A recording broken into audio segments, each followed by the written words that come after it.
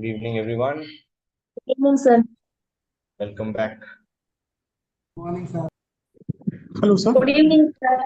Good evening, everyone. Welcome Good back evening. to our session today. Hello, sir. Okay, so this is the last session in our ratio analysis series. So today we are going to do quite a good amount of practical questions. And of course, towards the end, we can take up some doubts also. So let's get started. I have already uploaded a question file, an assignment file for you. So we'll be like solving some of the questions from it, and certain questions we will, upload the solution for that on the portal, our viewers portal. Okay. So I'm not going to revise the ratios again because we have already covered it just yesterday. So that is already there. In fact, this file has also been uploaded into the portal, right? You can access it from viewers portal because I've uploaded it in the today morning, so you should get it. Anyway, so those questions will be also visible over here.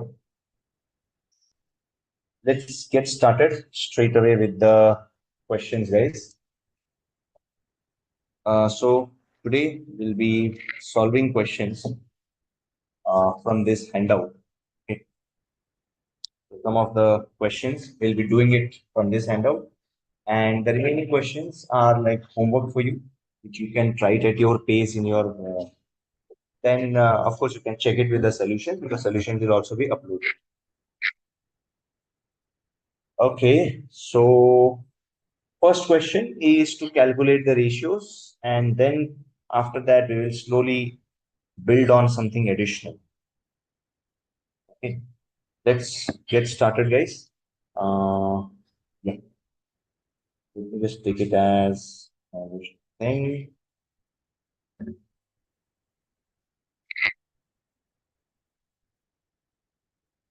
Do we need to print it out? That is your choice. Whatever you want to like,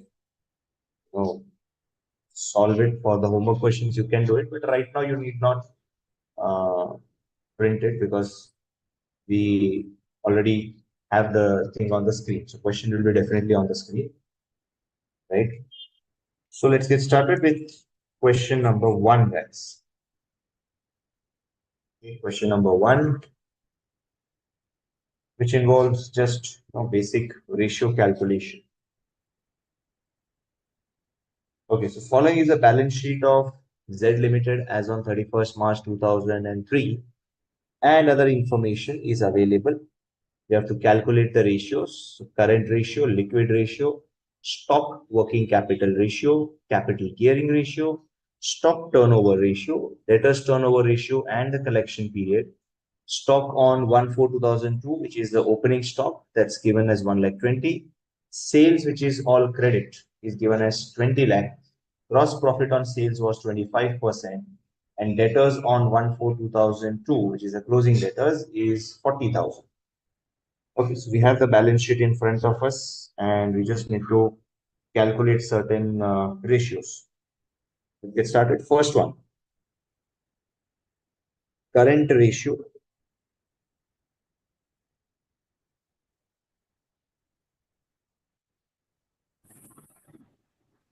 So current ratio is calculated as current assets upon current liabilities, right?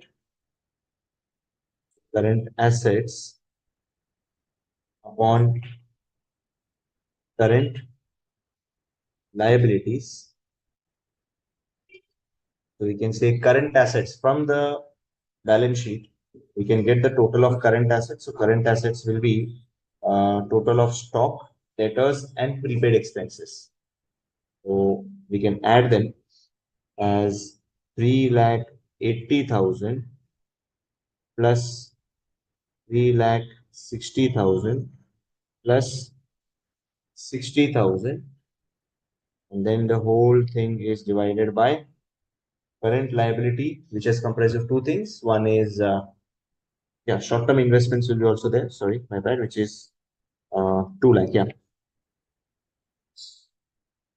Upon current liability, so in current liability, we have creditors and the overdraft. So creditors is 80,000 and overdraft is 80,000, creditors is 3 lakh 20,000, right? So that should give us calculator.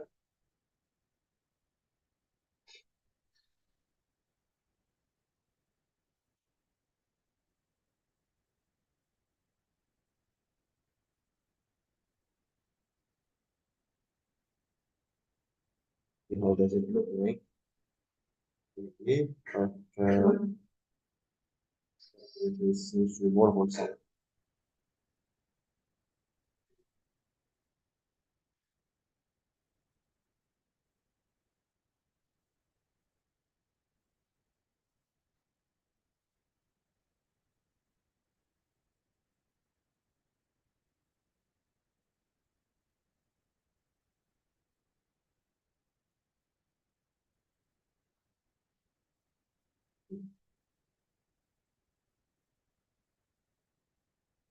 So the numbers, 3 lakh 80,000 plus 3 lakh 60,000 plus 60,000 plus 2 lakh.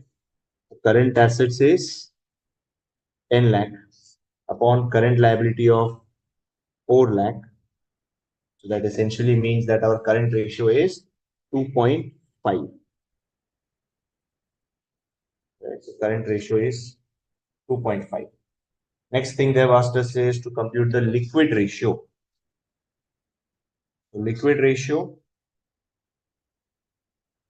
liquid ratio is going to be computed as current assets less stock and prepaid expenses.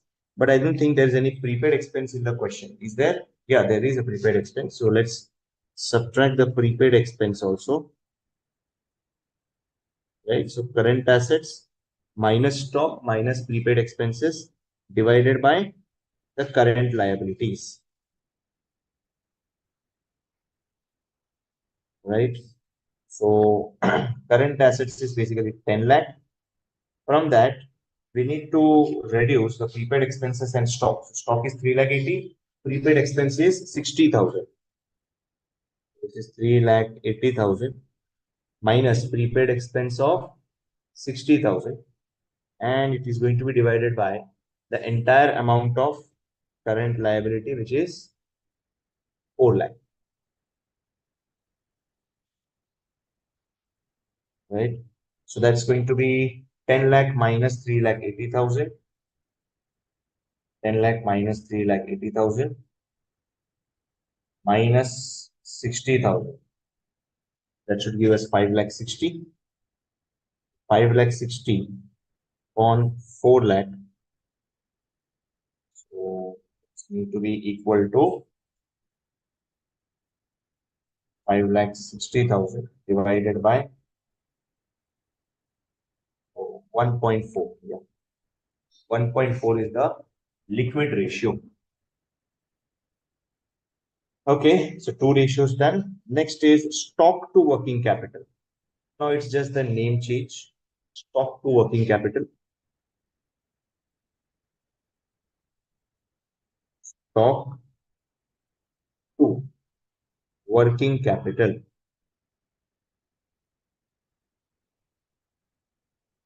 Stock to working capital means stock or inventory upon current assets minus current liabilities. Okay.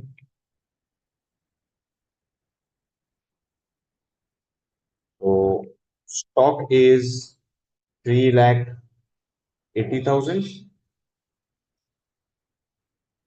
and current asset minus current liabilities will be 10 lakhs of current assets, right? And minus current liability of 4 lakh. So that essentially becomes 3,80,000 divided by 6 lakh. So this is 3,80,000. 3,80,000 divided by 6 lakh. 0.63333. Or you can also say that this is nothing but 63.33%. Right? Because we're just calculating the proportion of stock in our working capital. Right? So next ratio, stock to working capital के बाद it's capital gearing ratio. We have capital gearing ratio. Capital gearing ratio is, we compute it as funds which require fixed return upon funds which do not require fixed return. So which are the funds that require for fixed return? We say preference share capital plus loans. And of course, we're talking of long-term loans divided by equity share capital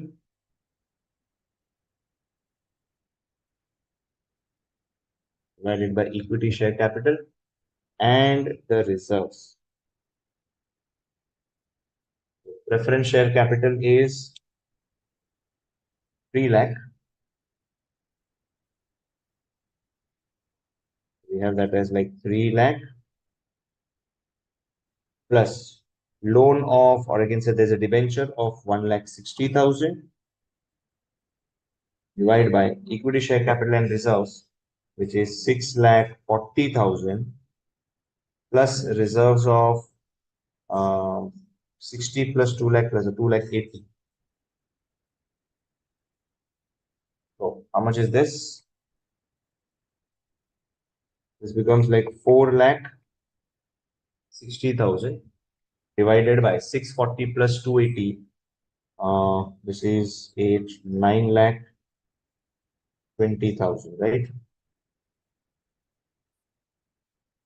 When we divide it, 4 points, it's exact 0.5.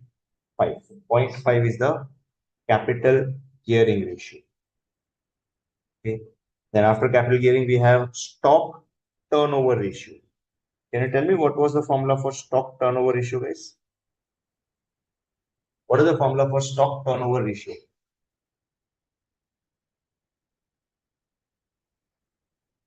Stock turnover.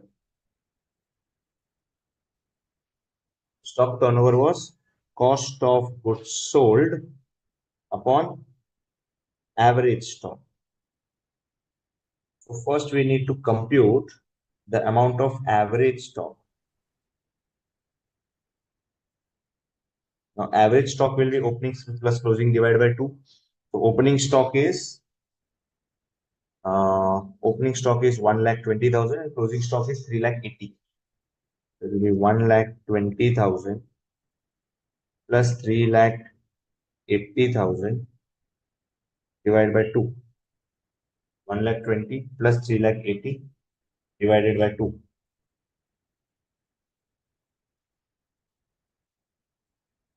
This divided by 2. So it is 2,50,000. Average stock is 2,50,000. So cost of goods sold, I think it's given in the question or no? No, it's not given, but sales is given and all credit is said to be, 20 lakh as the sales. So from that figure, we can actually get the COGS also. Cost of goods sold will be sales minus gross profit. So sales is given as 1,20,000 and gross profit on sales is 25%. Sales is 20 lakh. Yeah. Basically, sales is 20 lakh. Minus we take gross profit. The gross profit will be 25%, right? So gross profit is Yeah, 25%. So 25% of 20 lakhs, which means there should be 20 lakhs minus 25% of 20 lakh is 5 lakh. So COGS works out to be 15 lakhs. The COGS is what we got as 15 lakh upon average stock of 2,50,000.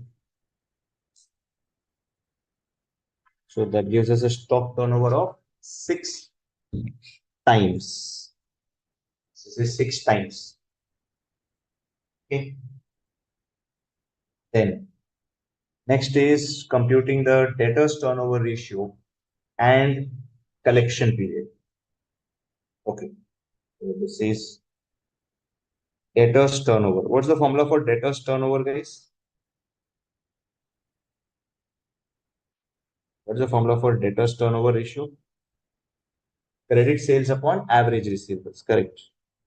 This is credit sales upon average receivables. Okay, have they given us any information about average receivables? Yes, they have given us the stock, and opening debtors is also given. We can actually compute the average receivables. So average receivables will be opening plus closing divided by 2. Opening debtors is 40,000 and closing debtors is 3,60,000. This is 40,000 plus 3,60,000, the whole divided by 2.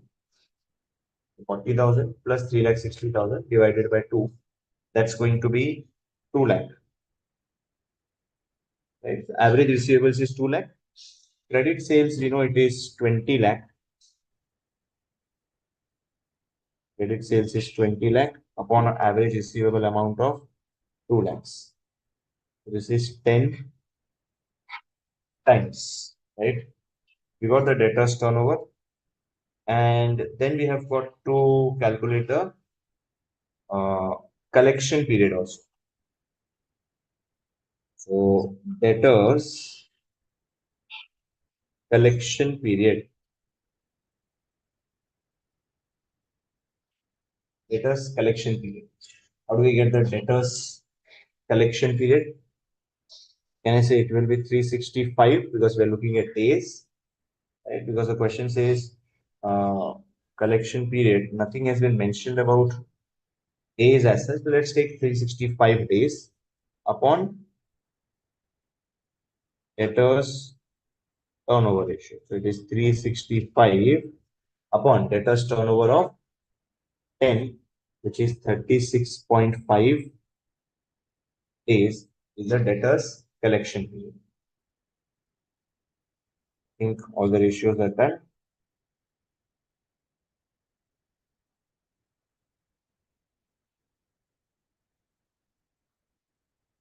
Yeah. 36.5 days.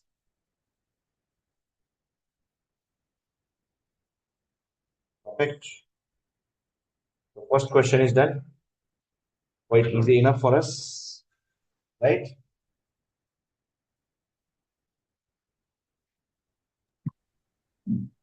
Okay. Hello, sir. Yeah. Sir, based on the above ratios, can you please explain the soundness of the company also? Thank you. Explain the. I didn't get you. Soundness of the company, efficiency or soundness of the company. Soundness of the company. Soundness of the company.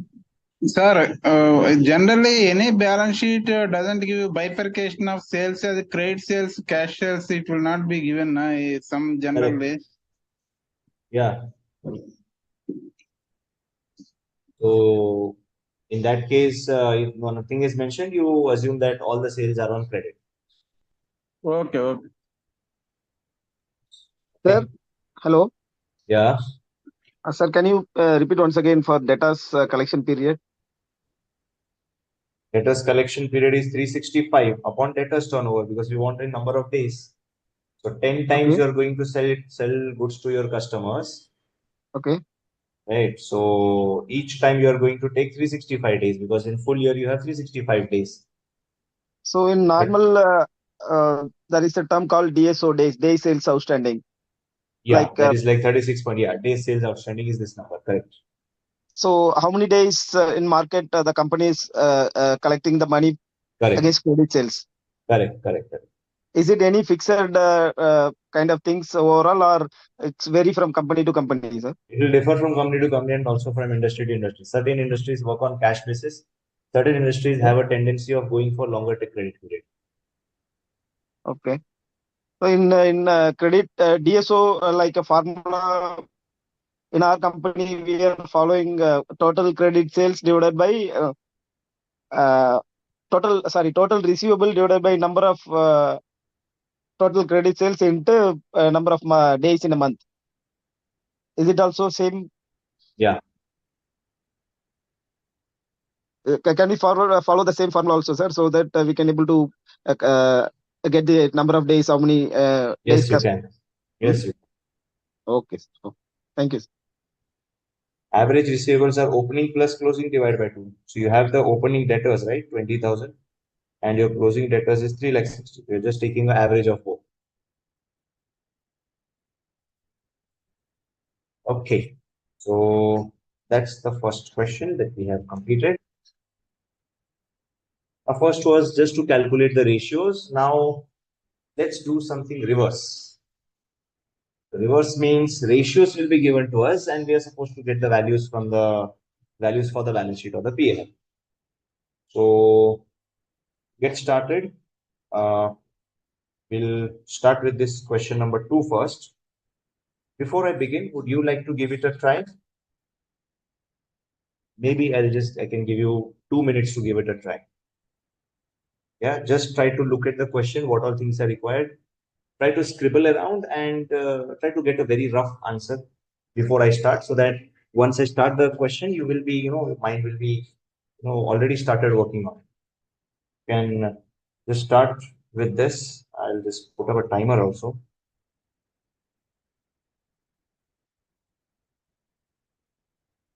Okay.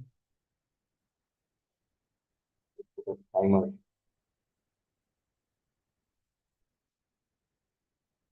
So 2 minutes given to you guys. Try to get the answer for question number 2. I mean, just try to think for it. Think about it. What is the number? What all things have to be calculated. For current ratio and liquid ratio, to write the final answer in the form of ratio 4:1, 3:1. You can just write 4 and 3. We are Niketana. Because when you say ratio is 4, it implies that it is 4:1. Okay.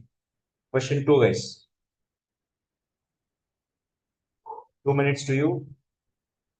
Just think about the question and try to attempt it in scribble form, in some rough form.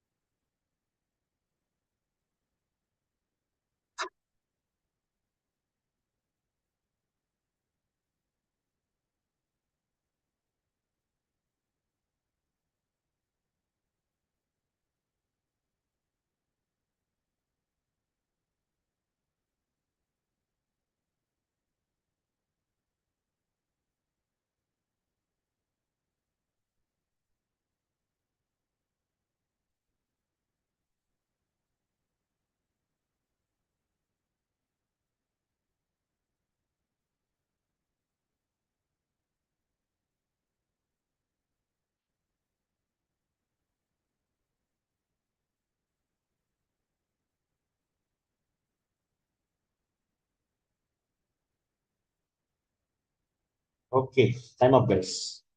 Let me get started with this. I hope you might have did some sort of brainstorming about this. So, question number 2.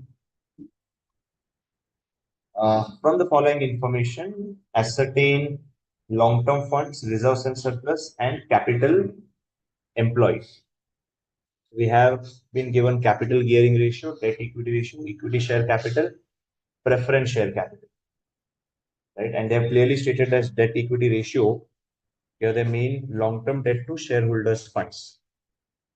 Okay, so let's just try to apply this capital gearing ratio. Capital gearing ratio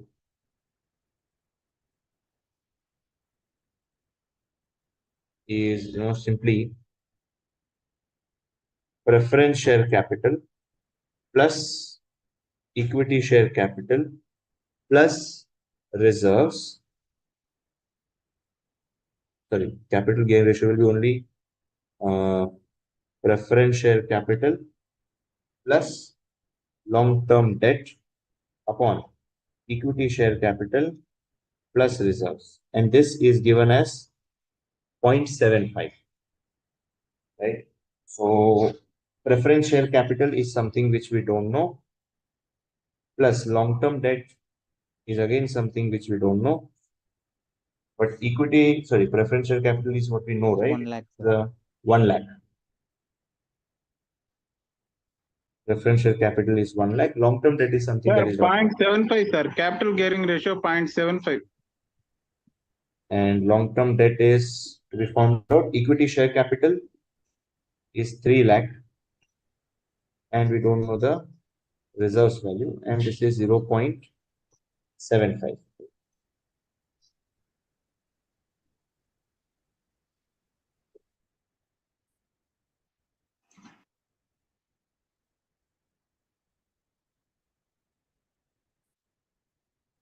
Okay. 1 lakh plus long-term debt divided by 3 lakh plus reserves is 0.75. That's the capital gearing ratio. And then this is one part. If you look at the other ratio given to us, which is debt equity ratio, if we apply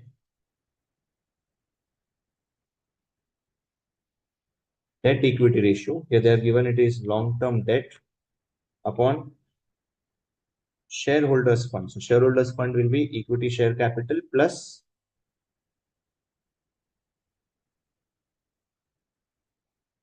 reserves. And this is equal to 0.4. So long-term debt is something which we don't know. Equity share capital is 3 lakh plus reserves is something that we don't know. Okay, so long-term debt and reserves both are not known to us. That is equal to 0.4. Okay, so now we have got two set of equations. Let's cross multiply it. So we'll say 1 lakh plus long-term debt is 0.75 of 3 lakh, which is 2,25,000 plus 0.75 reserves. Let's form it as a normal equation where we say it is long-term debt plus 0.75 reserves, right? Not a point plus, it will be minus 0.75 reserves is equal to 2,25,000 minus 1 lakh is 1,25,000. And then the equation from the other side, we say long-term debt is 0.4 of 3 lakh. So 3 lakh into 0.4, because I need to multiply this with this. So 3 lakh into 0.4, that's going to be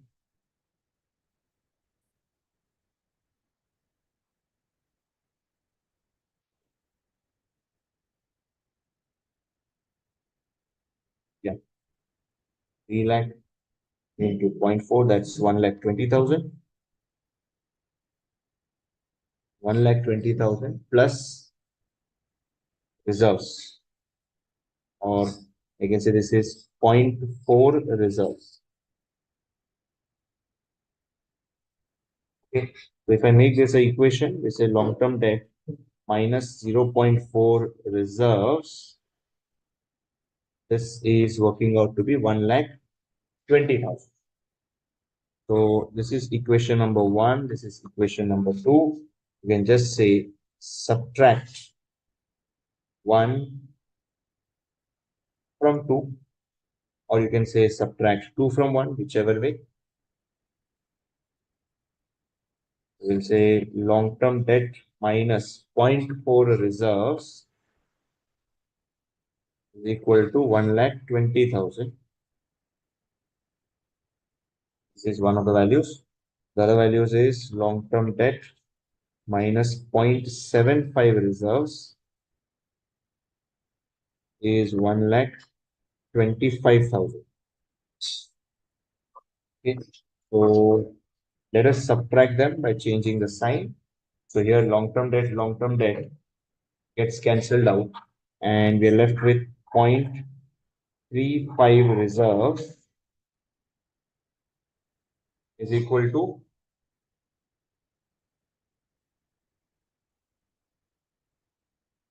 5,000. So what will be the value of reserves?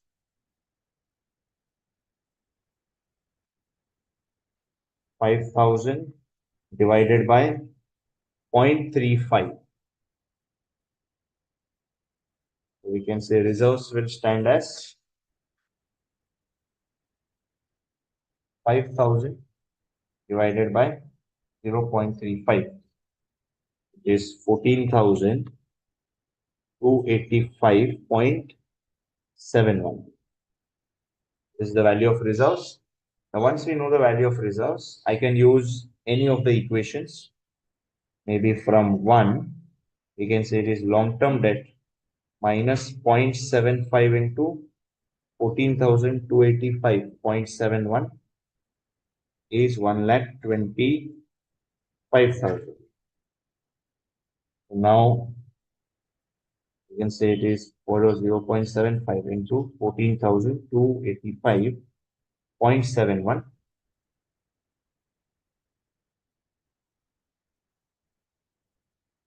That's 10,704. We subtract 1,25,000 from that. Long-term debt is 1,14,285.71.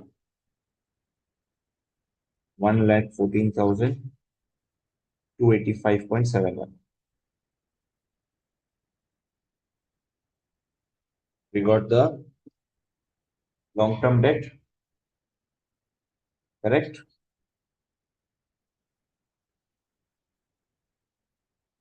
Long-term debt is arrived at.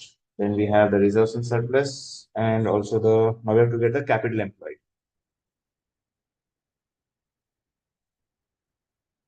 One second, did I do some mistake? Yeah, possibly this is to be added, right? Yeah, 0.75 into 142.85.71.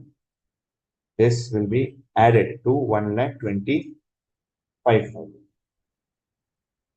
The long-term debt is 1,35,714.2825.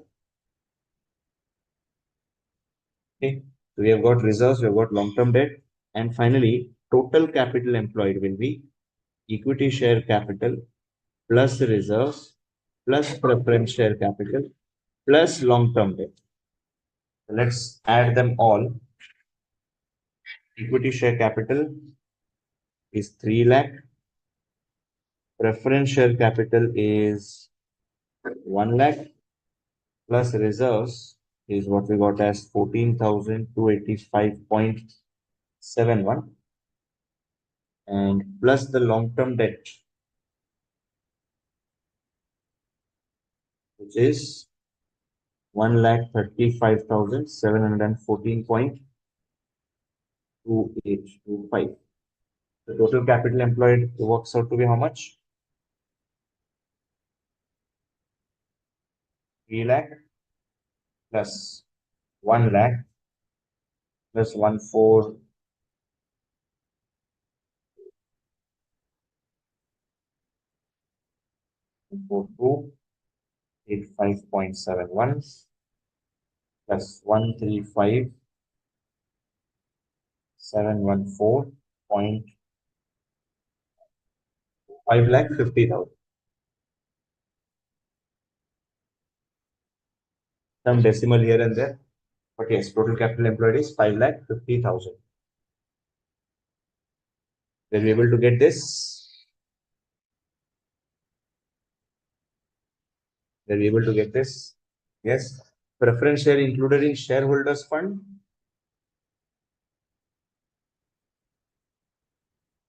Here they are saying, okay, it is shareholders fund, right?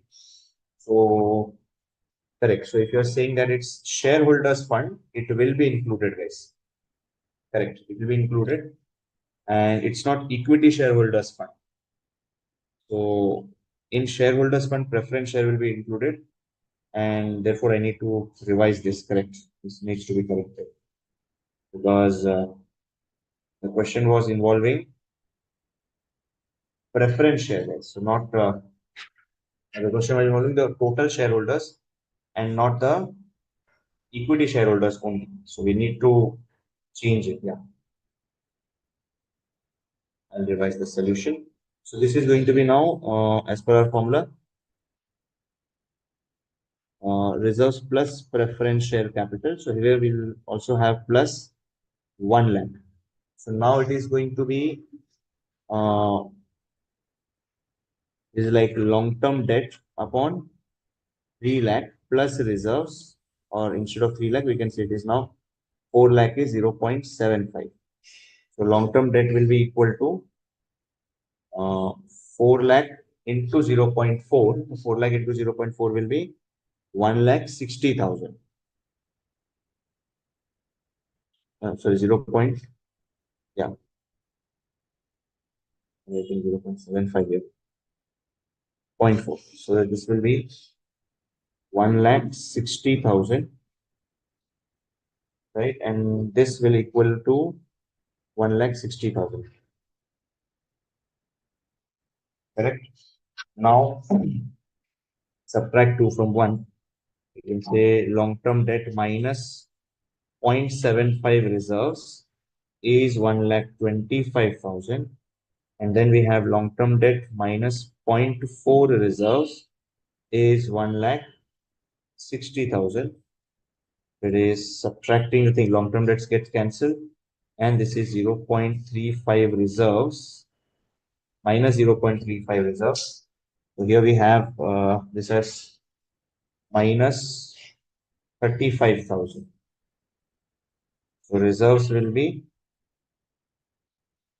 35 divided by 35, 1 lakh. Right? And once we get the reserves as 1 lakh, we can use either of these formulae. This long-term debt minus 0.4 reserves is 1,60,000. Long-term debt minus 0.4 into 1 lakh will be 1,60,000. Finally, our long-term debt will be 1,60,000 minus 40,000, which will be 1,20,000. And our total capital employed will be equity share capital plus preference share capital plus reserves plus long-term debt. The equity share capital was 3 lakh. Preference share capital was 1 lakh. Equity share capital was 1 lakh. Reserves is again 1 lakh. And a long-term debt of 1,20,000. Okay. Long-term debt will be changing, yeah. 1,60,000 will be plus 40, right? So long-term debt is of 2 lakh. Total share, capital employed is how much? 3 plus 1, 4, 5, and 7 lakhs. No, 8. Equity share capital 1 lakh, 7 lakh, right? Total capital employed will be 7 lakh because that's equity share capital 3 lakh plus preference share capital 1 lakh plus reserves of 1 lakh and long-term debt of 2 lakh. The total capital employed is 7 lakh. Okay. Perfect now. Initially, I just goofed up a bit because I just overlooked that part, which may happen with you also, guys. Just be careful with that. So long-term debt to shareholders funds.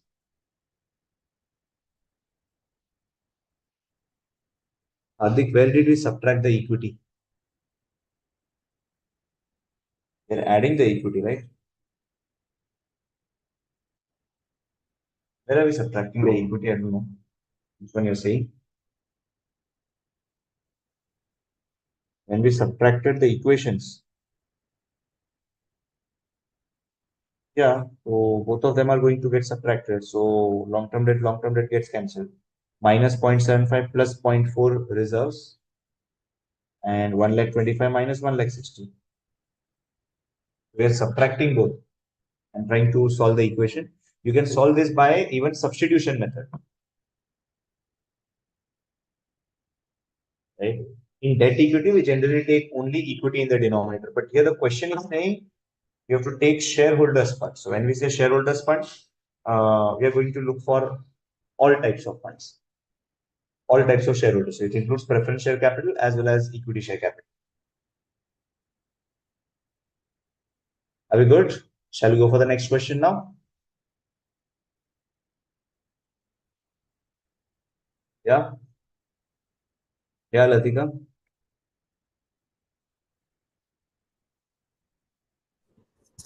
Sir जैसे है आपने long term डेप्ट second equation से निकाला है तो क्या उसको first Yes, second yes, you can, you can.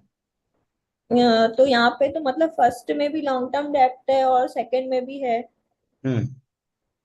तो उसको See, सेकंड नंबर से ही निकालना है no, you can calculate from the first one also. You'll get the same answer. Okay sir यही कंफ्यूजन था okay thank you sir Okay. In exam, will be fully practical, both theory and practical. We'll have a combination. Some conceptual questions will be there, along with obviously practical solving. I'll go for the second question. Would you like to try it again first? I mean, just try to think about the question for a couple of minutes and then we'll start. Good to go?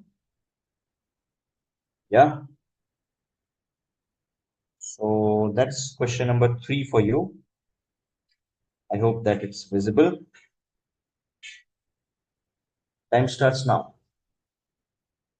Think a bit about it.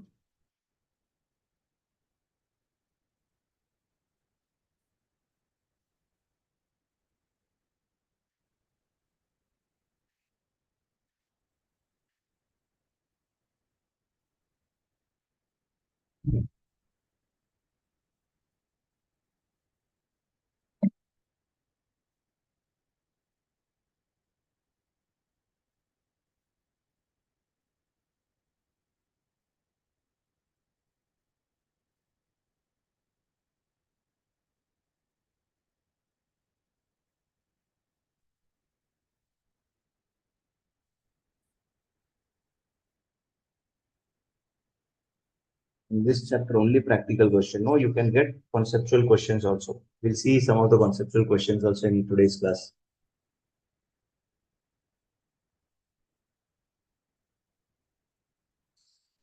No, Gurminder, I think long-term debt should be same, irrespective of whichever equation you take for substitution.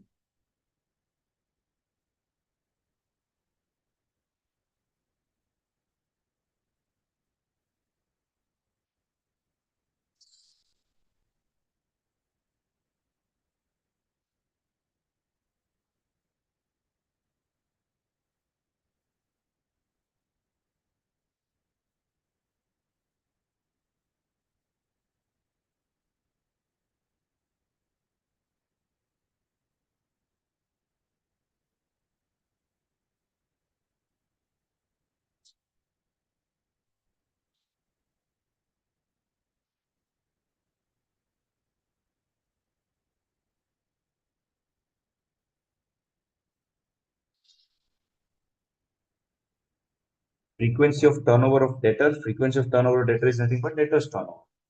Okay, let me start now. Smaller questions, I'll give you 2 minutes, and the questions which require, more discussion or more detailed understanding, I'll give you 5 minutes for that. Okay, so let's see question number 2 now. No, sorry, not question 2, my bad. Question 3. Average inventory is given, debtors is given 2,30,000. Inventory turnover ratio is 6 times. Gross profit ratio is 10%, and credit sales to total sales ratio is 20%, assuming 360 days in a year. To compute the average collection period. Now, average collection period depends on the turnover, debtors turnover. Now, debtors turnover is calculated as credit sales upon average debtors. So we know the debtors value, but we don't know the sales. But yes, we know the average inventory and inventory turnover ratio. So let me use the inventory turnover ratio first. Inventory turnover ratio. It's computed as cost of goods sold upon average inventory. Cost of goods sold upon average inventory. And inventory turnover is given as 6. So 6 will be equal to COGS upon average inventory figure of 3,60,000. The cost of goods sold will be 3,60,000 into 6, right? So COGS is 21,60,000. Once we get the COGS, now it's time for us to compute the sales. Now, gross profit ratio.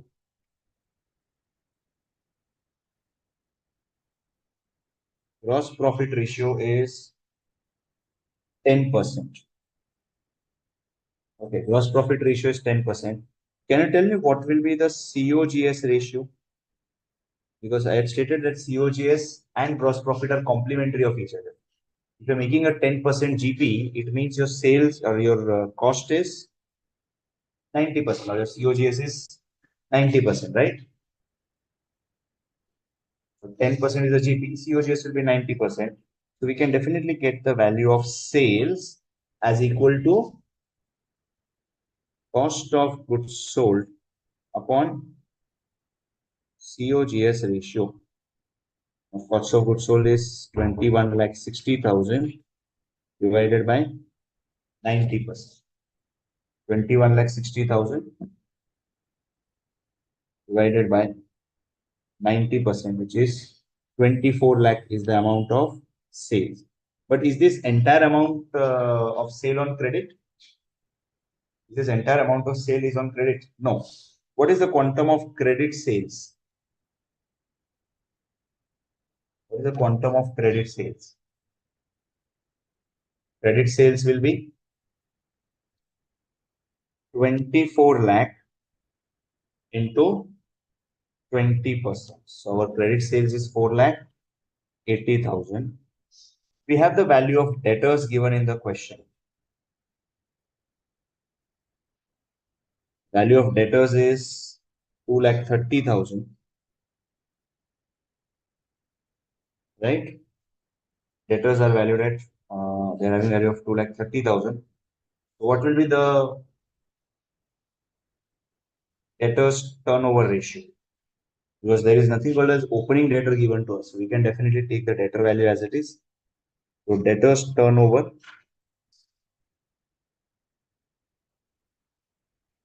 will be 4,80,000, which is your credit sales, divided by debtor value of 2,30,000. What is this number? 4,80,000 divided by 2,30,000, which is 2.09. Debtors turnover is 2.09. Now, the question also asks us to compute the average collection period, debtors collection period. So what can we say about debtors collection period?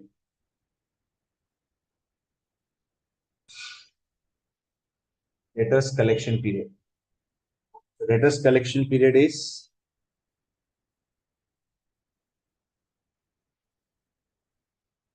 How do we compute if you want to say, let's say number of days, it will say 365 upon debtors turnover. So it is 365 upon 2.09.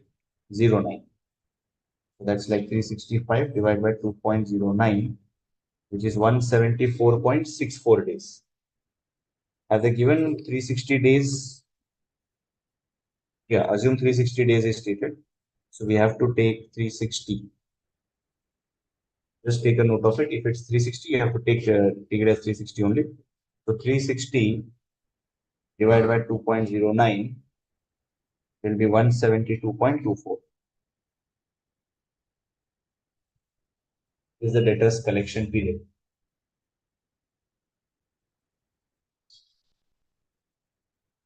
Are we able to get this? Simple question again, question 3. Pretty simple. Yes, everyone? Are you able to get it?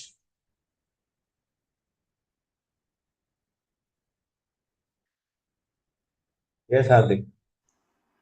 Sir ये वाला जो question है sir, मैंने इसको receivables turnover से करा था, तो वो भी ठीक है? हाँ, एक ही है दोनों, रिसीवेबल टर्नओवर, डेटर टर्नओवर एक ही। उसमें सर मैंने receivables upon credit sales into 360 करा, तो भी मेरा आंसर सेम ही आया 172.49। हाँ, वो भी सही है सर। 172.49. हाँ जी sir, Yeah. Thank you. How we got 24 lakh? Divide 21 lakh 60 by 90%. Because COGS is 90%, right? And the amount is given. So sales, you can get it. If for 90% it is 2 lakh 10. So for 100%, how much it should be? Cross multiplication. Okay.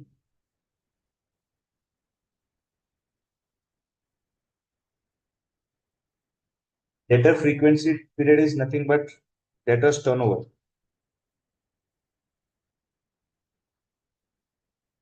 So we have the inventory turnover and the frequency of turnover of debtor means that's nothing but debtor's turnover itself. How to calculate COGS ratio? Gross profit is given as 10%. So COGS will be 90%. Gross profit and COGS are complementary to each other, right? Because I hope you are knowing that sales is COGS plus gross profit. So if your gross profit is 10%, COGS will be definitely 90%. That will give you total sales of 100%. Okay.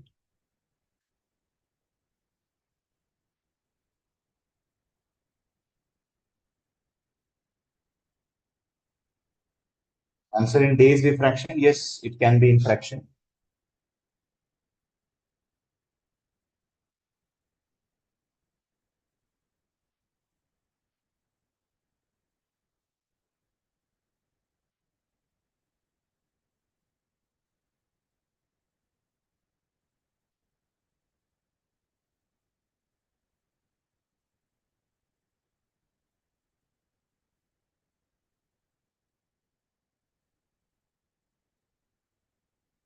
Done.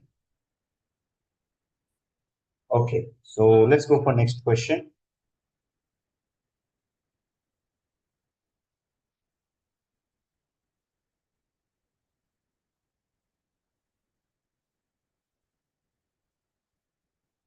Okay, now question number 4. From this data, we have to prepare a summarized balance sheet. Now, at this stage, I will give you a bit of help. Help in a sense, what all things we need to compute in the balance sheet. Look into the items of the balance sheet and try to see whatever is possible. We are going to prepare a simple T format balance sheet. Okay. So one thing is they're asking us to come, they've given the working capital. So working capital will be obviously calculated as current assets. You will have number of items in current assets, and you will definitely have the current liabilities also.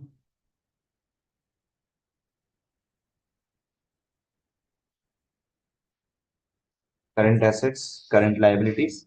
Now, since the question also gives you the liquid ratio, the liquid ratio will be subtracted as current asset minus stock, right? So in current assets, we will have item as, we'll have one of the item as stock,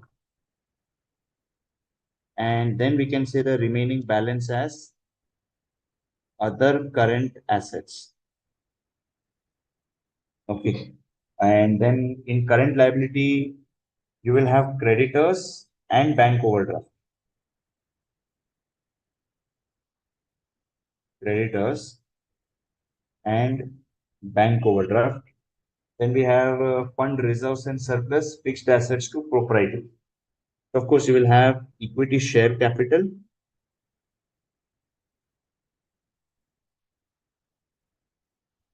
Okay, we'll have the reserves and fixed assets. There is no mention in the question regarding preference share capital, so we're not taking it. Whenever you say liquid ratio, you know, if we exclude the stock and prepaid expenses, but we cannot actually say that there is a prepaid expense in the company, because we know a company can obviously run without prepaid expense, but it cannot run without stock. So we say the only non-liquid asset that the company might be having is stock, right? So debtors collection period, debtors velocity are the same. Can you explain? Debtors velocity and collection period is just one and the same. Velocity, debtors collection period, debtors turnover, all of them are on the same page.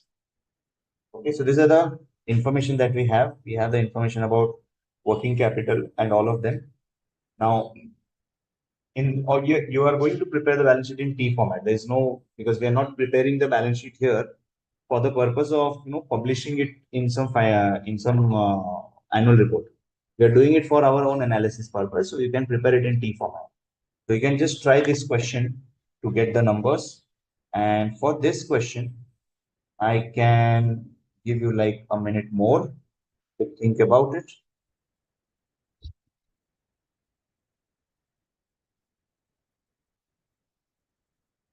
Yeah, try to fill up the balance sheet value from this.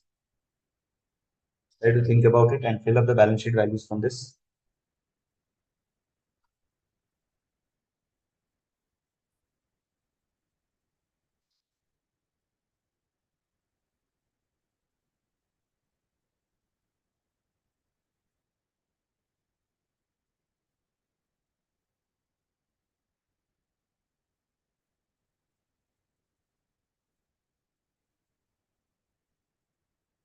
Yeah, question 4. Write the question 4, guys. Just try to scribble as much as possible. Quick way of calculating numbers. Or just read through the question to get the question involved in your mind. And then, of course, after another 2 minutes, I'll start with the solution.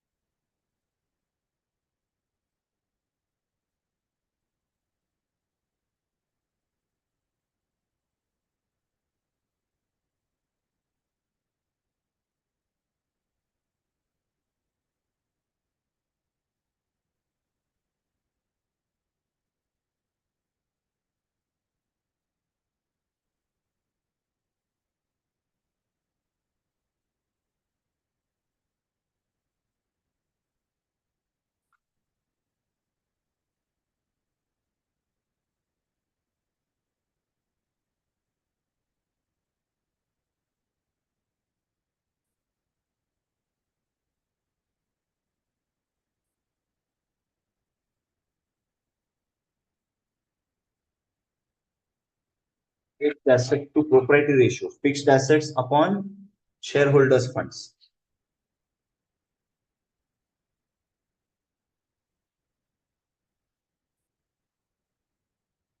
Fixed assets upon shareholders' funds is the fixed asset to proprietary ratio.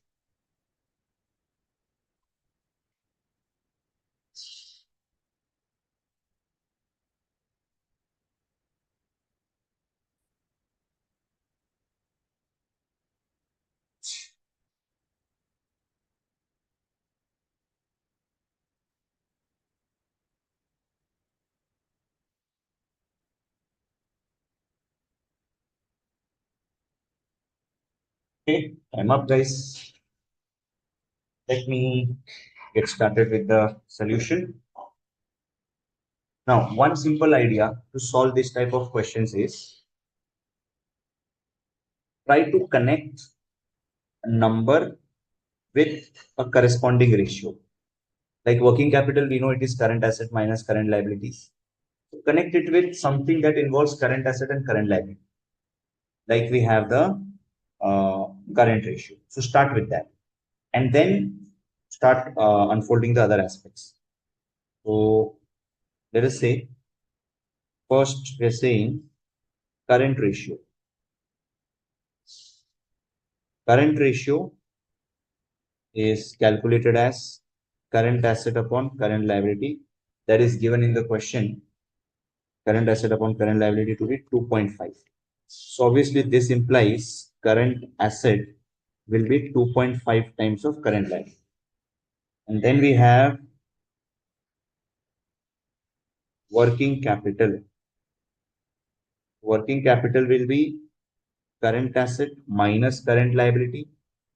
And this is given in the question as working capital is 2,40,000.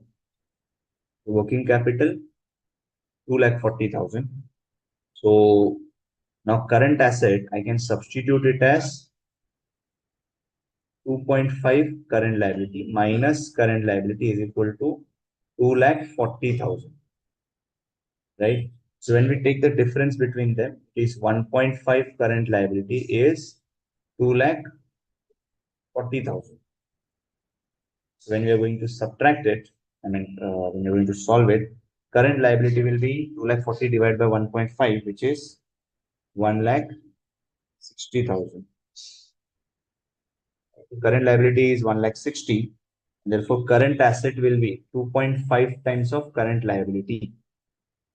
So this is 2.5 into current liability will be 1,60,000. 2.5 into 1,60,000. Current asset becomes 4 lakh. So we got the current asset value, which is the total current asset value to be 4 lakh and the total current liability value to be, total current liability is 1,60,000. Now, out of this, I think one value is given, which is bank overdraft. Right? So bank overdraft is basically 40,000. So can you tell me what will be the value of creditors out of 1,60,000? If bank OD is 40,000, creditors will be 1,20,000. Okay.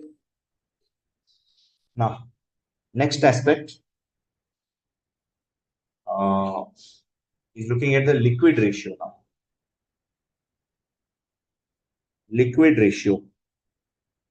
You know, liquid ratio is computed as current asset minus stock minus prepaid expenses. But here we are ignoring the prepaid expense. Current asset minus stock upon current liability. So this liquid ratio is 1.5. Current asset, we know it is 4 lakh minus stock upon current liability of 1,60,000. That is becoming 1.5. Right? So this is going to be 4 lakh minus stock will be 1.5 into 1,60,000. 1.5 into 1,60,000 will be 2,40,000. We can say the value of stock is 1,60,000. Stock comes out to be 1,60,000. So accordingly, can we say what is the amount of other current assets? 2,40,000. Right?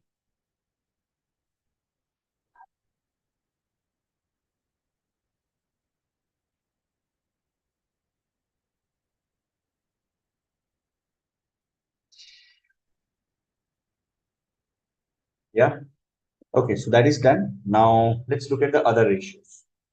What other ratio is given? We have utilized this figure. We have utilized 40,000 figure. We have utilized fixed asset to proprietary. We have done fund reserves and surplus. Basically, reserves and surplus is what we have to write down over here as 1,60,000. This is already a given number. Then this current ratio, liquid ratio is used. Only one ratio is left to be used, which is fixed assets to proprietary ratio. So fixed asset to proprietary ratio is only pending. So how do we get that fixed asset to proprietary ratio? Listen. Fixed assets to proprietary. To proprietary means equity share capital plus reserves. Fixed assets upon equity share capital plus reserves is given as 0.75. Now we don't know the fixed assets. So let me just take fixed assets as X. We'll say fixed asset be X and equity share capital be Y. This will be Y plus reserves is something that we know. Reserves is 1,60,000.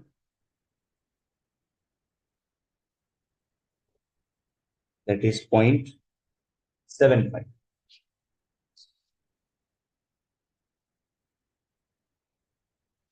Right? So we have this ratio as X upon Y plus 1,60,000 is equal to 0.75. But the idea is, you know what, we may not take this equity share capital Y also. There are two things unknown in this balance sheet. This one as well as this one. So if I take one of the values, if I assume one of the values, I can get the other value. So it's better to assume equity share capital because we can take this total upon this as number. So if we take fixed asset as let's say X, so this will be X upon equity share capital plus reserves of 1,60,000. This is 0.75. Right? So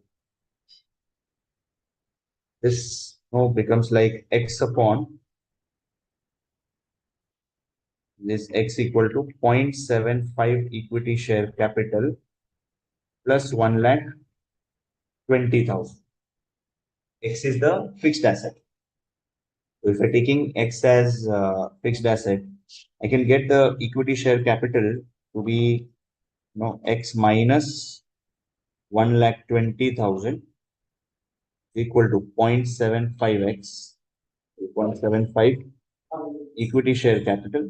So equity share capital will be X minus 1,20,000 divided by 0.75. Okay, so we got equity share capital. We also assume the fixed asset value. Now, obviously, both of them are in X terms. So the only way to solve them is let's take total assets. We know total assets will be equal to total liabilities. Now, total assets is simply going to be 4 lakh plus fixed asset, right? Total asset will be current asset plus fixed asset is equal to equity share capital plus reserves plus current liability. Current asset is what we have computed as 4 lakh plus fixed asset is what we have assumed it as X. Equity share capital is X minus 1,20,000 upon 0.75 plus reserves is 1,60,000 and plus again another current liability of 1,60,000. Okay. Now let us multiply throughout by 0.75. This becomes like 3 lakh plus 0.75x. We multiply by 0.75 throughout. So 3 lakh plus 0.75x equal to x minus 1,20,000 plus 3,20,000. We are going to rearrange x terms on one side, rest on the other side. We say 3 lakh plus 1,20,000 minus 3,20,000 is equal to 0.25x. This is simple mathematics. So this is like 4,20,000 minus 3,20,000, which is 1 lakh. 1 lakh is 0.25x. So x will be 1 lakh divided by 0.25. Finally, what will be the value of x? 4 lakh. We got this as 4 lakh. Equity share capital is, sorry, not equity share capital. We got the value of x as 4 lakh, right? And x was the fixed asset. We got fixed asset as 4 lakh. And of course, equity share capital will be then, it will be obtained simply as a balancing figure also, because this total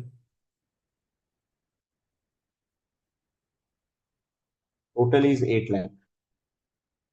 If this total is 8 lakh, what should be the value of equity share capital? Value of equity share capital, because out of 8 lakh, 3 lakh 20 is gone. So 4 lakh 80,000 should be the value of equity share capital. Yeah, this is how the balance sheet should look like.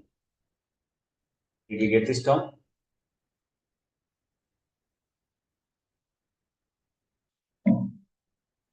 Like 40 instead of 3 lakh 20.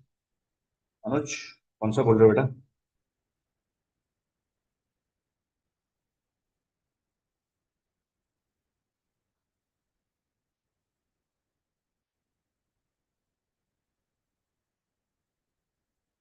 हाँ Hardeep. Sir तो यही मैं भी बोलना चाहता था sir, 3,20,000 नहीं 2,40,000 आएगा कौन सा? सर। यहाँ पे जहाँ इक्वेशन लिखे है ना, x माइनस 1,20,000, 3,20,000 तो 160 और 160 का टोटल हुआ, तो 320 इंटू 0.75 2,40,000। अच्छा ये यहाँ पे 160 और ये 0.75 ये 3. अच्छा हाँ, ये 2 सर लाख, x की वैल्यू है 7,20,000। ये 3 लाख प्लस 1,20,000 माइनस होगा 240 यहाँ से. हाँ जी सर। बराबर. तो अब हो जाएगा ये 3 प्लस 1,80,000 1,80,000. ठीक है बराबर. 1,80,000 इज 0.25x. 0.25x, x है ये सर हो जाएगा 7,20,000। बराबर. x is 7,20,000. 20,000। ओके. तो x का वैल्यू 7,20,000, मतलब फिक्स्ड एसेट हो गया 7,20,000. बराबर. और ये हो जाता टोटल 11,20,000. राइट. एंड ये अगर 11,20,000 है तो share capital will be 8 lakhs. Correct? Good that you are active.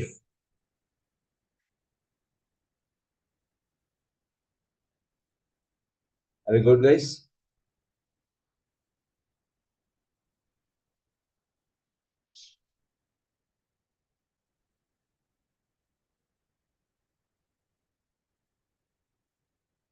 Yes. Yes. 2,40,000, that is corrected. Done. Okay. In that case, let's just take a short break now, guys. So after the break, a 10 minutes break. After that, we will get started with the next question. Or meanwhile, if you wish to, get started with the next question during the break, you can just look at this question number 5. Question 5 is the next that we are going to discuss. If you wish, you can just start with this question number 5. Take a screenshot and maybe start thinking about it. Then after that, after the break, we'll start discussing about it. Okay. Let's take a break, guys.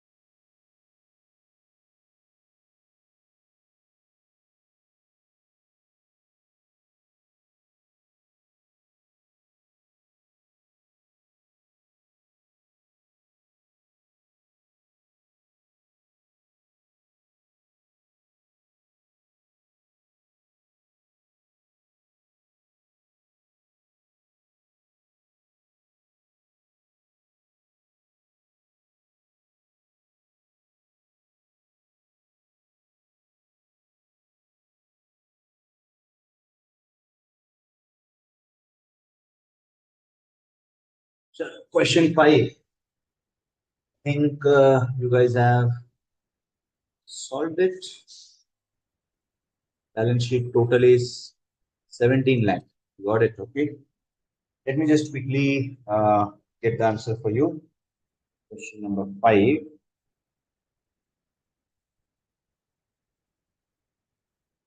Again, current ratio is given, liquid ratio is given, net working capital.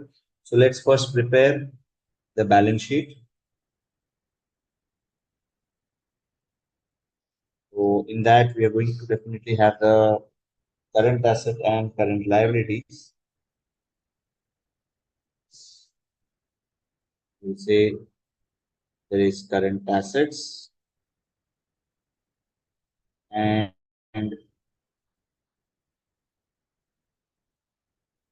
current liabilities. Let's see, they are given the liquid ratio also. Now, of course, we have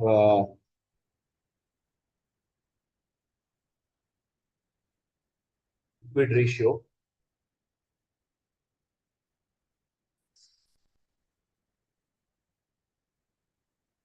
No, शायद क्या शायद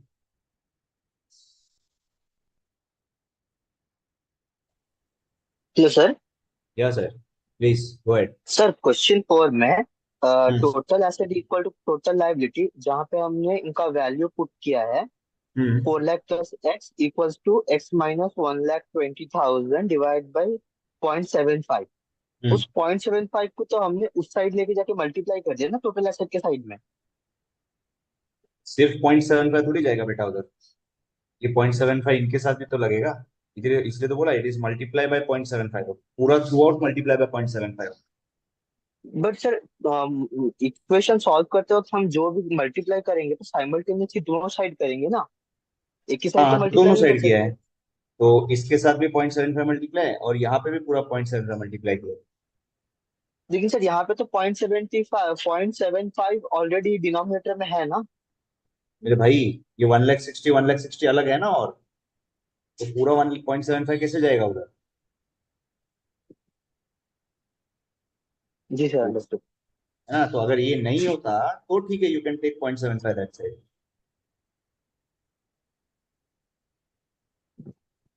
समझा okay sir या जी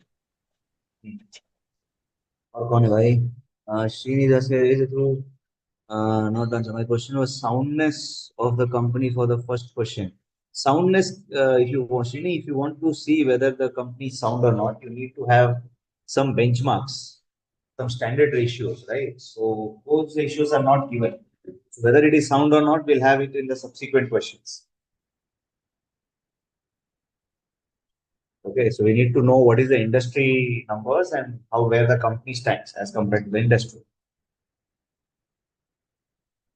Okay, so current assets and current liabilities, liquid ratio is also given. So of course, we are going to have some amount as stock, right? We're going to have some amount as stock and anything else. So liquid ratio is given, net working capital is given, stock turnover. From that, we can get the cost of sales. Then debt collection period. So we'll obviously need get the amount of debtors also over here. Stock and debtors. Fixed asset to shareholders net worth, reserves and surplus to capital, gross profit ratio, draw of the balance sheet. Okay. We have stock, we have the value of debtors, and of course, whatever will be the balancing, we call that as other current assets. So I think the current liability will be just one single number. Let's get started with the first number. Which is given to us about the current ratio. So current ratio when it is current asset upon current liabilities. Current ratio is given as 2.5. So this implies current asset will be taken as 2.5 times of current liability, right? And then we have net working capital, which is current asset minus current liability. That's given as 3 lakh. From this, we can get current asset as 2.5 times of current liability minus current liability is 3 lakh. So 1.5 current liability is 3 lakh. Current liability is 2 lakh. Once you have current liability as 2 lakh, since you know current asset is 2.5 times of current liability, this is 2.5 into 2 lakh, which amounts to 5 lakh. So we got the total value of current assets and current liabilities.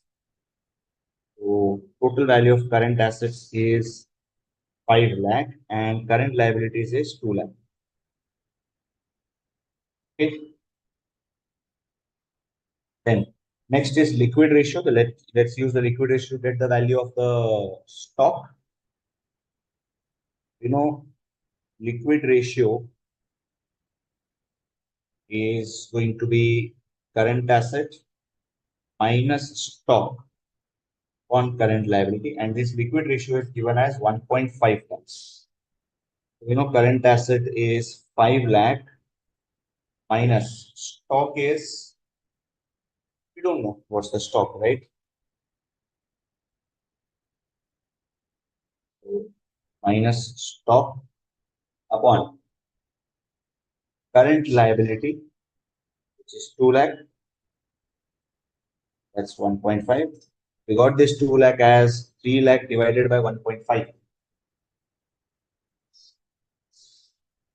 Okay, so from this, we'll say stock will be, first we need to do 1.5 into 2 lakh, that's 3 lakh, and then when we subtract 5 lakh value, stock is 2 lakh. So the value of stock stands as 2 lakhs. So in the balance sheet, we will say stock is 2 lakh. After that, next ratio is something called as stock turnover ratio, and they're clearly specified.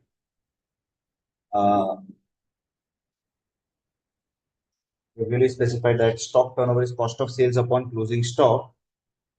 So we'll use that same stock turnover is cost of sales upon stock, which is cost of sales is stock turnover is 6 times. So we can say cost of sales upon stock of 2 lakh is equal to 6. So therefore, cost of sales will be now 12 lakh. Right?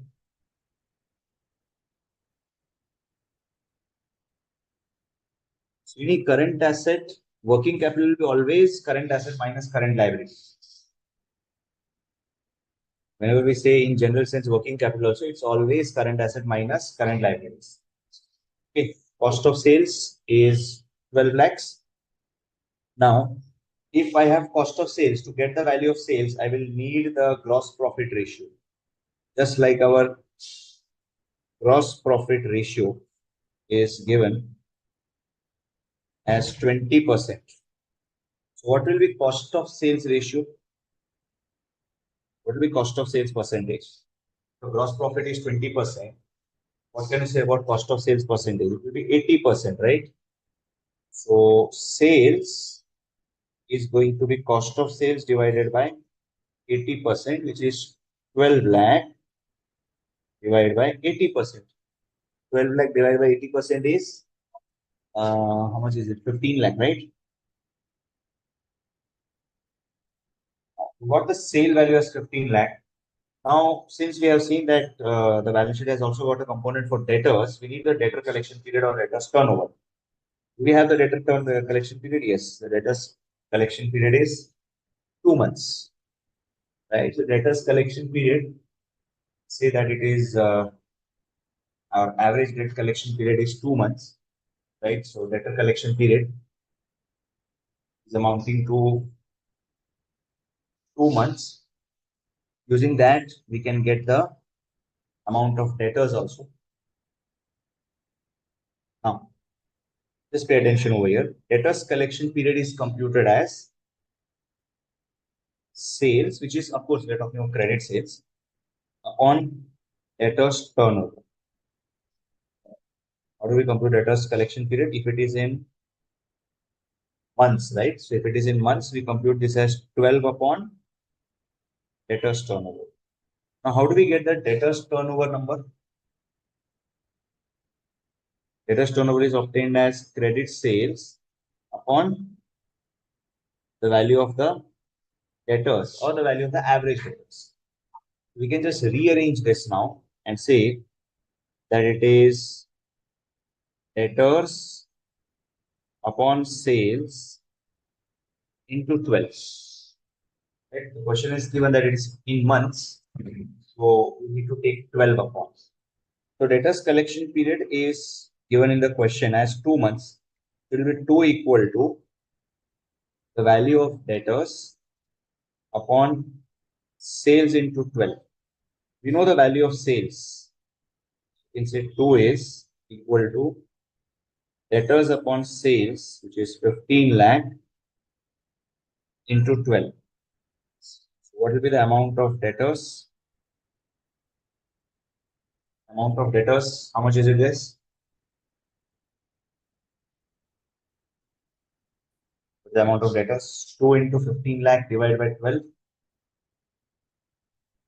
2 into 15 lakh divided by 12 for 2,50,000, correct?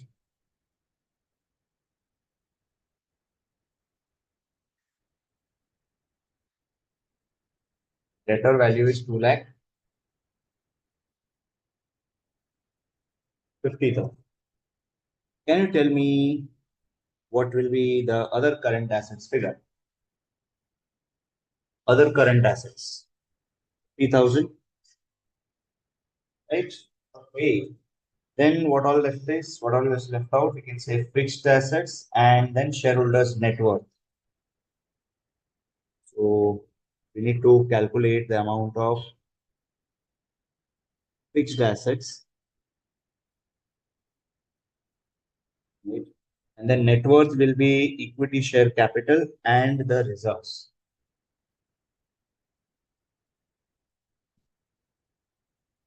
Share capital and reserves, right? So fixed asset, we have a ratio, fixed asset upon shareholders' net worth. Okay. Fixed asset upon shareholders' fund is given as 0.8. Okay. And we don't know what's the ratio between the, we don't know the amount of equity share capital and reserves. But of course, we can say that this total amount is the shareholders' net worth or shareholders' funds. So we can say fixed asset is 0.8 times of shareholders' funds. So if we take the same equation, total asset is equal to total liabilities. Total assets is fixed asset plus current assets. And then total liabilities is shareholders' funds plus current liability, because there's no long-term debt here. Right? There's no information about long-term debt, right? Question is not given any information of long-term debt. So fixed asset, let's take it as 0.8 of shareholders' funds plus current asset is 5 lakh is equal to shareholders' funds plus current liability of 2 lakh. So let's keep the shareholders' funds together. So 5 lakh minus 2 lakh will be 3 lakh equal to 0.2 shareholders' fund. Shareholders' funds will be 3 lakh divided by 0.2. What's the amount of shareholders' funds? 15 lakh, right? Shareholders' funds is 15 lakh. So here we have this as 15 lakh. Now, what about the fixed asset? Therefore, fixed asset is 0.8 times of shareholders' funds. That will be 0.8 into 15 lakhs. What is 0.8 into 15 lakhs? 12 lakhs. We're getting the fixed asset as 12 lakhs.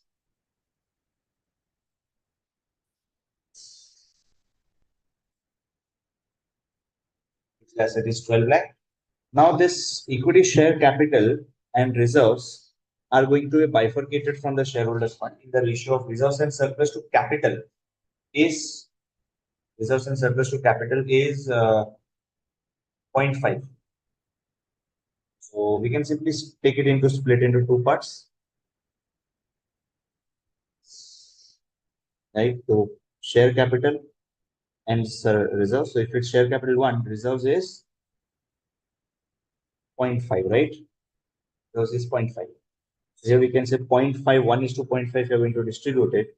Reserves is going to be 5 lakh. Share capital will be 10 lakh. Okay. So here we write down the share capital to 10 lakh and the reserve will be 5 lakh. Why did we take 0.2? Stan is asking 0.2. So this is like 1 share capital and 0.8 share capital. So when 0.8 share capital comes over here, it will be 1 minus 0.8, right? So therefore we have the 0.2 share capital. Yep. So the balance sheet tally is at 17 lakh.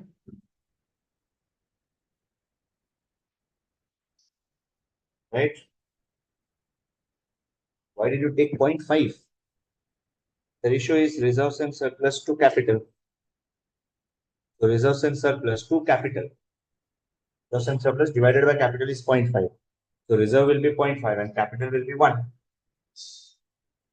Basically, your reserves is half of your share capital.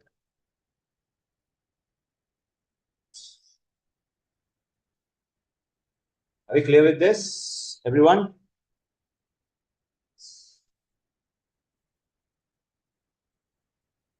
Yes.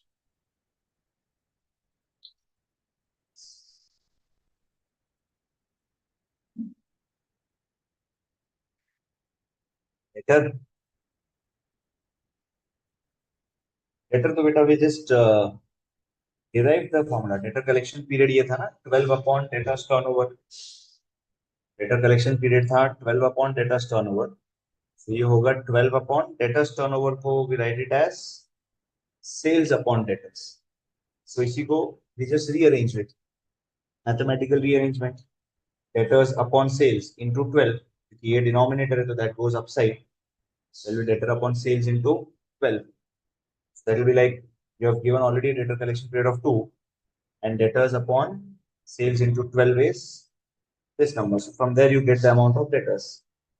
You're assuming, of course, all the sales in this question to be on credit because the question is silent about what will be the amount of credit sales and cash sales. We are assuming all sales are on credit.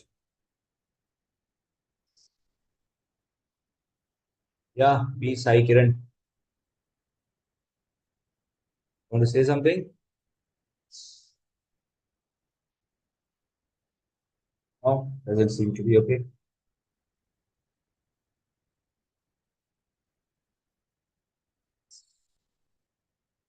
Is this done, everyone?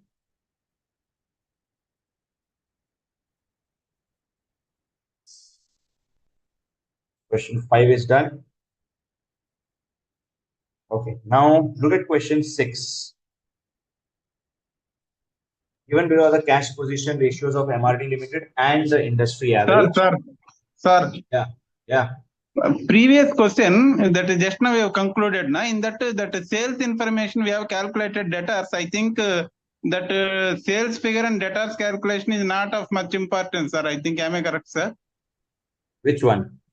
In this just now solved query, sir. Question 5. Yes, sir. Yes, sir.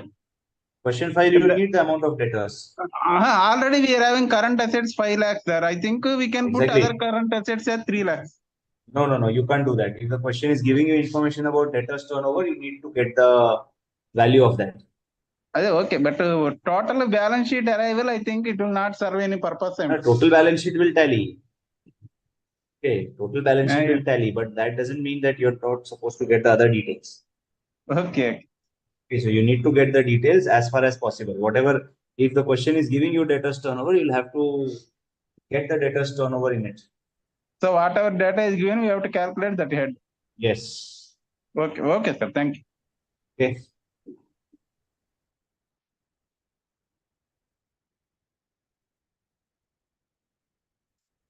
Yes, Komal.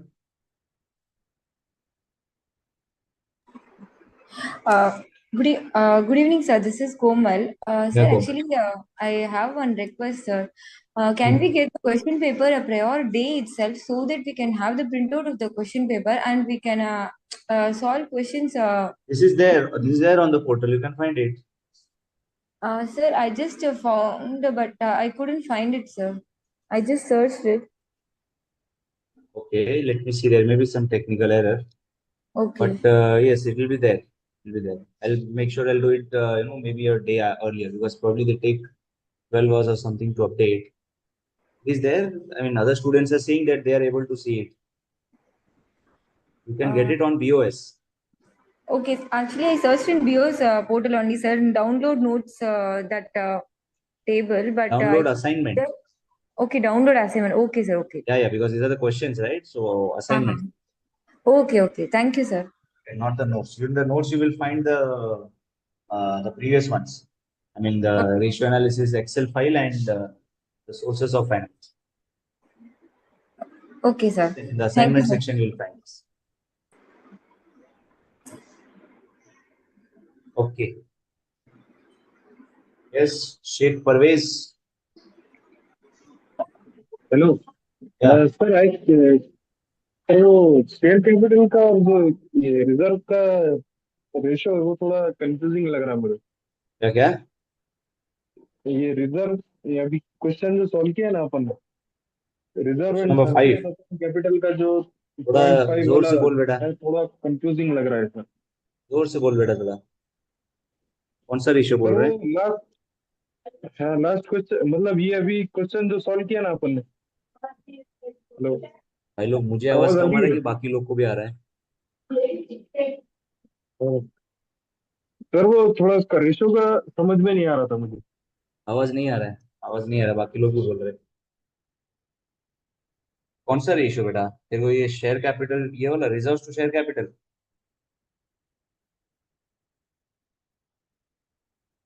Reserve to share capital तो 0.5 है भाई। Share capital reserve to capital है ही उसमें। नहीं आ रहा है आवाज, ठीक है। Yes, we'll see later on.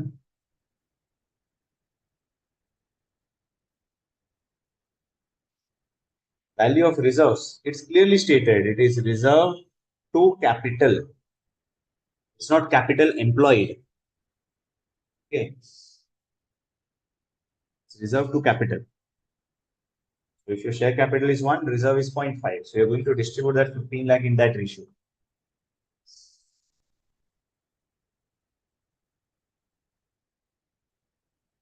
Yes, Anirudh? Nahin, there. Okay. So now a bit of analytical question. Given below are the cash position of MRD Limited and industry average. Very पकड़ के बैठे. Value of reserves, it won't be 15 lakh into 0.5. The ratio says it is reserves to capital. It is reserve to capital ratio. It is like reserve upon equity share capital is 0.5.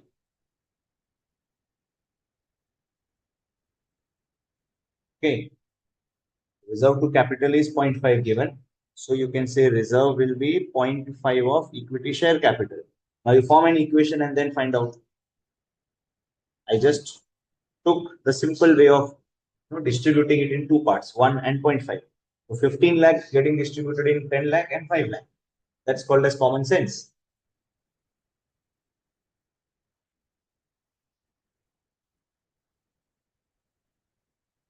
Okay. Books available on portal. Viewers में तो सारे books है. You all have the notes. Now let's come back. So below the cash position rates of MRD and the industry average. Industry average arrived by taking the average position of 25 companies of similar trade. So we have 25 companies which are into the similar trade. MRD limited and industry average. We have the absolute cash ratio. Then cash position to total assets, cash interval of 25 days, and obviously this is not 15%. This is some cash position. This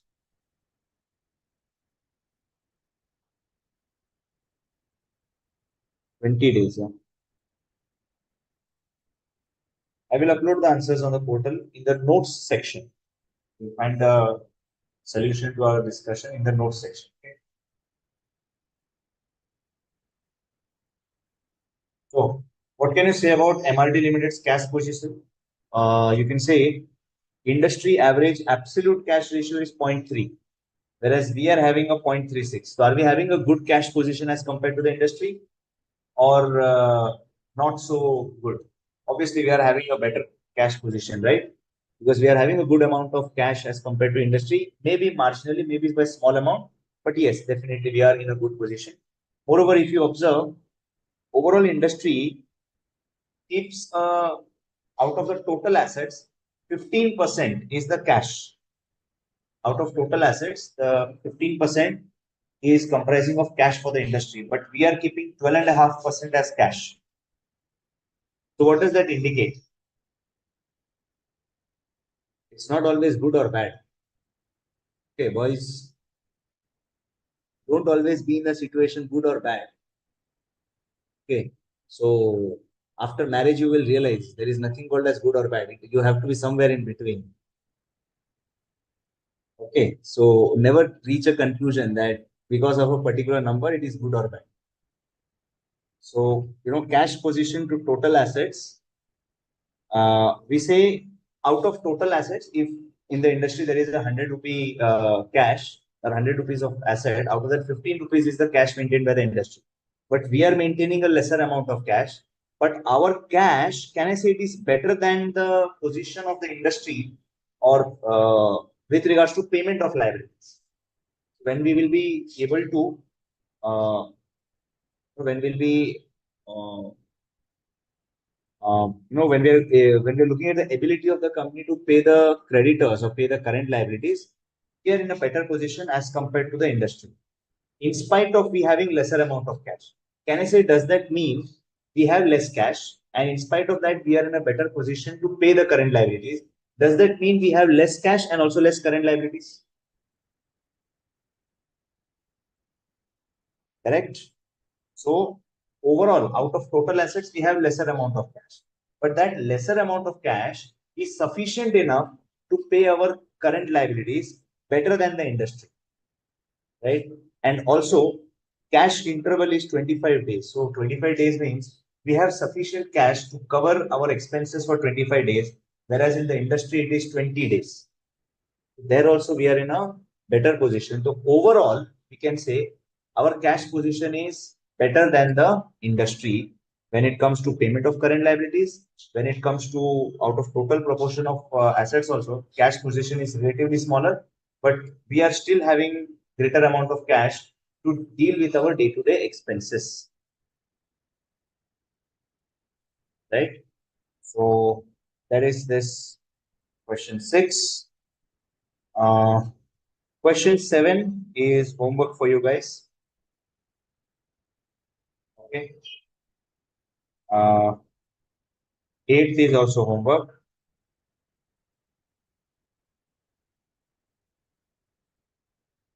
Now, an important question. Well, 9th is also homework for you because similar question is what we have discussed when we were learning these ratios. I will be definitely uploading the answers to these homework questions also.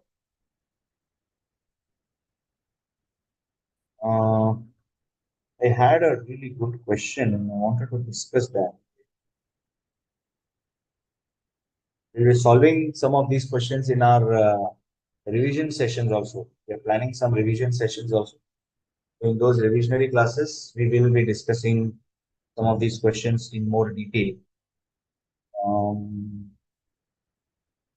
Okay, try to answer this question number 17. Yes. Try to answer this question 17, everyone. Think of it. Just think for a minute and try to answer this question 17 logically.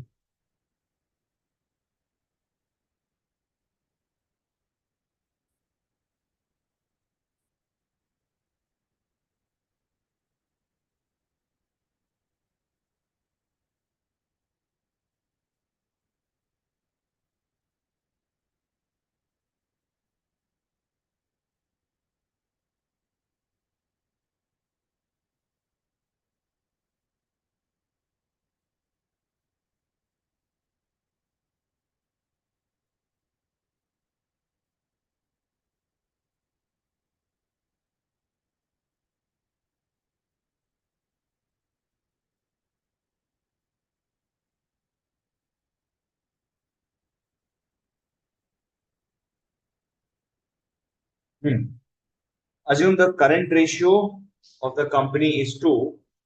State in each of the following cases whether ratio will improve or decline, or is it going to have no change. So as of now, current ratio is 2x. So current ratio means current asset upon current liability is 2. So you can say current asset is double of current liabilities. Now first part is payment of current liability. Payment of current liability. If you're going to pay a current liability, is it going to improve your current ratio or is it going to reduce your current ratio? Yeah. So let's say current assets are 2 lakh. Current liability is 1 lakh. Okay. Suppose you paid, let's say 10,000. So you paid 10,000 of current liability with the help of your cash. So now your revised current asset will become 1 lakh 90.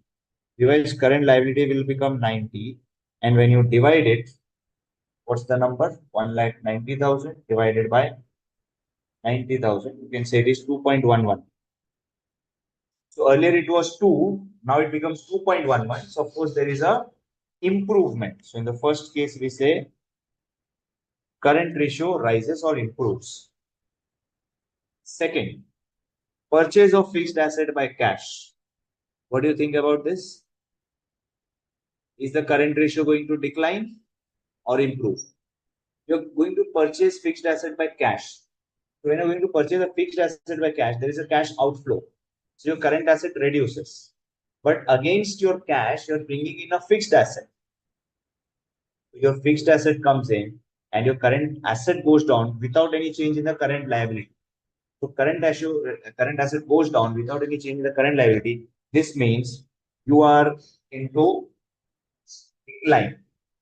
Current ratio is going to decline because current asset changes. So the first part.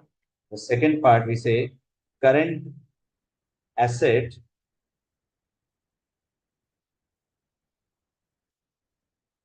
reduces, current liability is same, current ratio will also decline. Third one, cash collected from customers. What will be the impact on current ratio for cash collected from the customers? For the cash collected from customers, what is the impact? If you're going to collect cash from the customers, cash balance will increase, but your debtor balance will go down. Right? Your debtor balance will go down and your cash balance will increase. So of course, there is no change in the current asset. So therefore, current ratio will also remain same. Then bills receivable dishonored. Bills receivable dishonored. What will be the impact? You had a bill receivable, it got dishonored. what will be the impact on the current ratio? Will it improve or decline? There will be no change. No change. Because if your bill receivable is dishonored, bill receivable will go down, debtor value will increase. So overall current asset will remain same. Therefore, no impact of the fourth question. Fifth one, issue of new shares. If you're going to issue new shares, what will be the impact?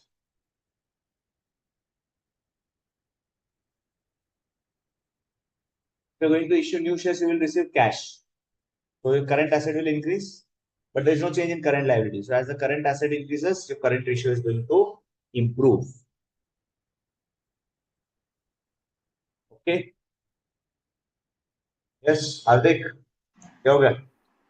Sir जो third वाला part है sir, उसमें तो cash collected from customers है, तो हम उसको debtors कैसे माने सर? वो तो कलेक्टेड कैश सेल्स। अरे बेटा, collected from customer, collected from customer अच्छा, मतलब वो collect- डेटर ही हुआ ना, अच्छा, कैश ठीक है। सेल हुआ ऐसा थोड़ी बोला जाता। और अगर कैश सेल भी बोलते तो तेरे बुक्स में से स्टॉक निकल जाता ना, स्टॉक के अगेंस्ट कैश आ जाता। जी सर। और सर एक और चीज पूछनी है सर, इसमें सीधा यस और नो भी लिख सकते हैं, एग्जांपल देना कंपलसरी? इसके लिए ये वाला क्वेश्चन के लिए नहीं, फर्स्ट वाले के लिए अगर आपको ये है तो you can give this example, बाकी लोगों के लिए you can give a justification answer. Justification. Okay sir, thank you sir. Okay, क्या बोल रहा है Anirudh? Anirudh is saying bills receivable, re explain. Bills receivable dishonored, you had bills of exchange, you had a bill receivable. When the bill receivable gets dishonored, what's the journal entry that you pass? What's the journal entry for bill receivable dishonored, guys? Journal entry for bill receivable dishonored, it will be debtors account debit to bills receivable. So your bill receivable value goes down, debtor value increases. Right? So as the debtor value increases and your bill receivable goes down, total current asset remains same.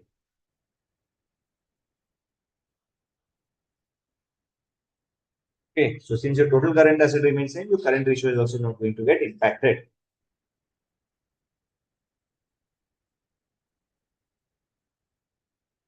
Issue of new shares. Issue of new shares. When you are issuing new shares, you receive cash. Right? You receive cash, and the cash that you're receiving increases your current asset. So as the current asset increases, current ratio will improve.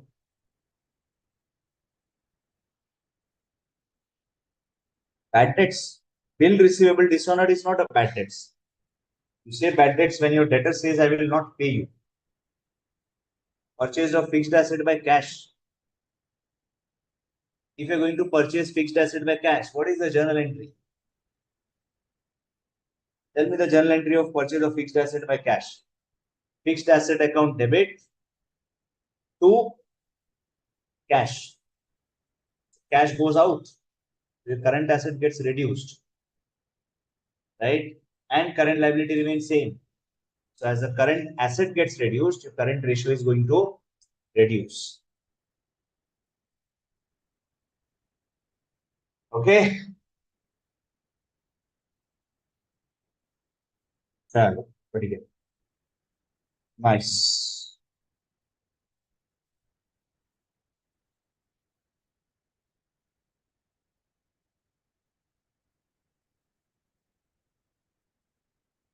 If bill receivable is honored, you will receive cash. So cash comes in, bill receivable goes out. No change in current asset again. As a value of purchase of fixed asset, you receive a fixed asset, you are not receiving a what you say, current asset. And we are talking of current ratio. In current ratio, you don't have your fixed asset coming into your current assets. Okay. Got it. Focus, guys. Silly mistakes not acceptable.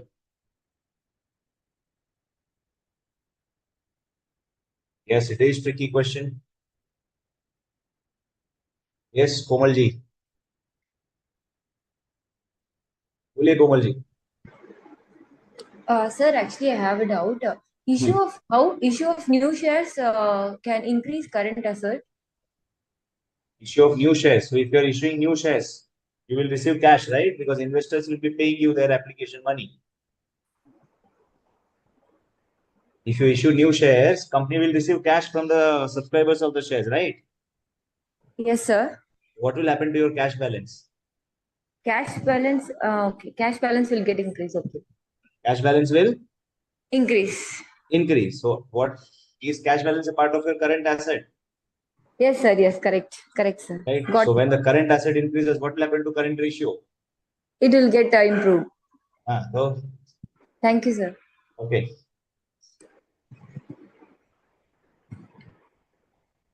So let's go for one more last question.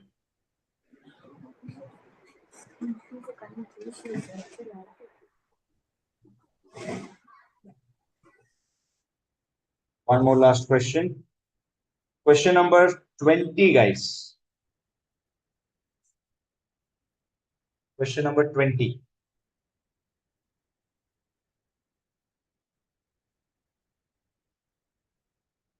Question number 20.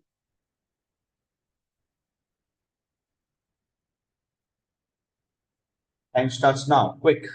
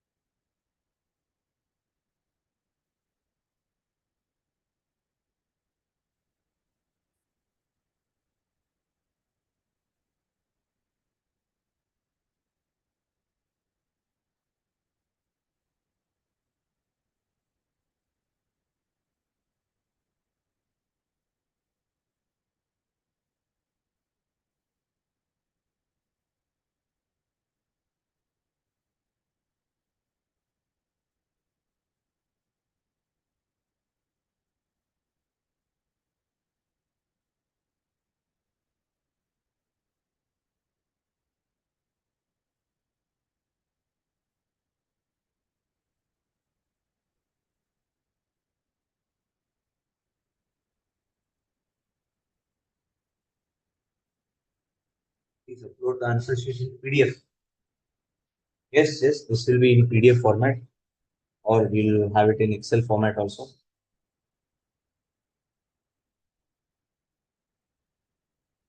And you do not upload answers in Excel sheet. Why you are not able to download the Excel files?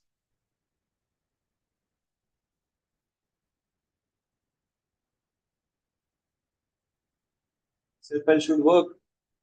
Yeah, right. You should be able to. Should be able to download the Excel files.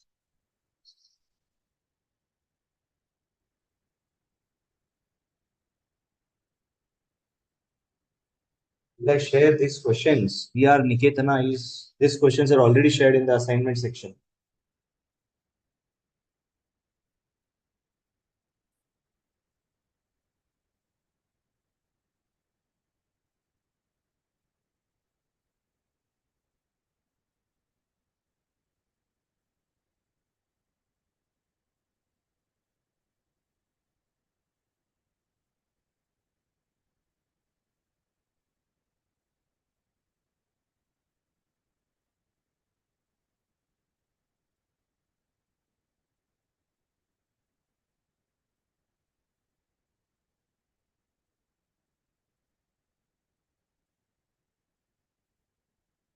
Okay, time up, guys.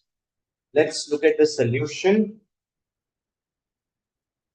Let's look at the solution.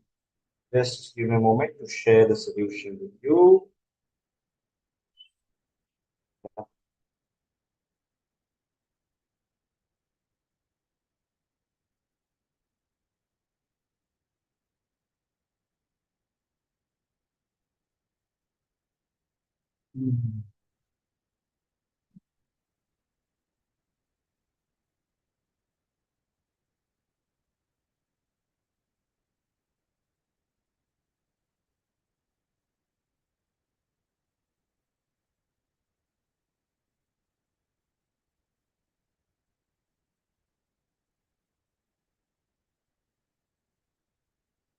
Ask us to compute interest coverage, gross profit, and current ratio.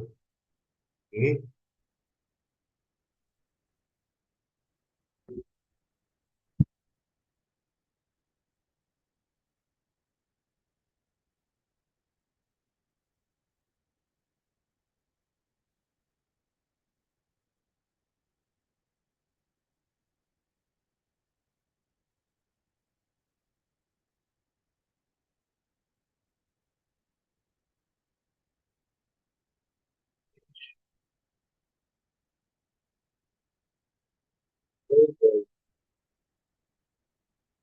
Let's add it.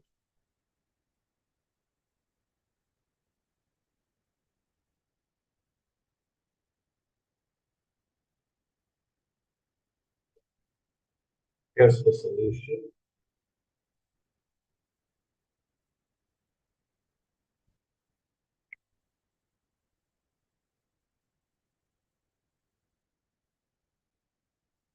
Yeah.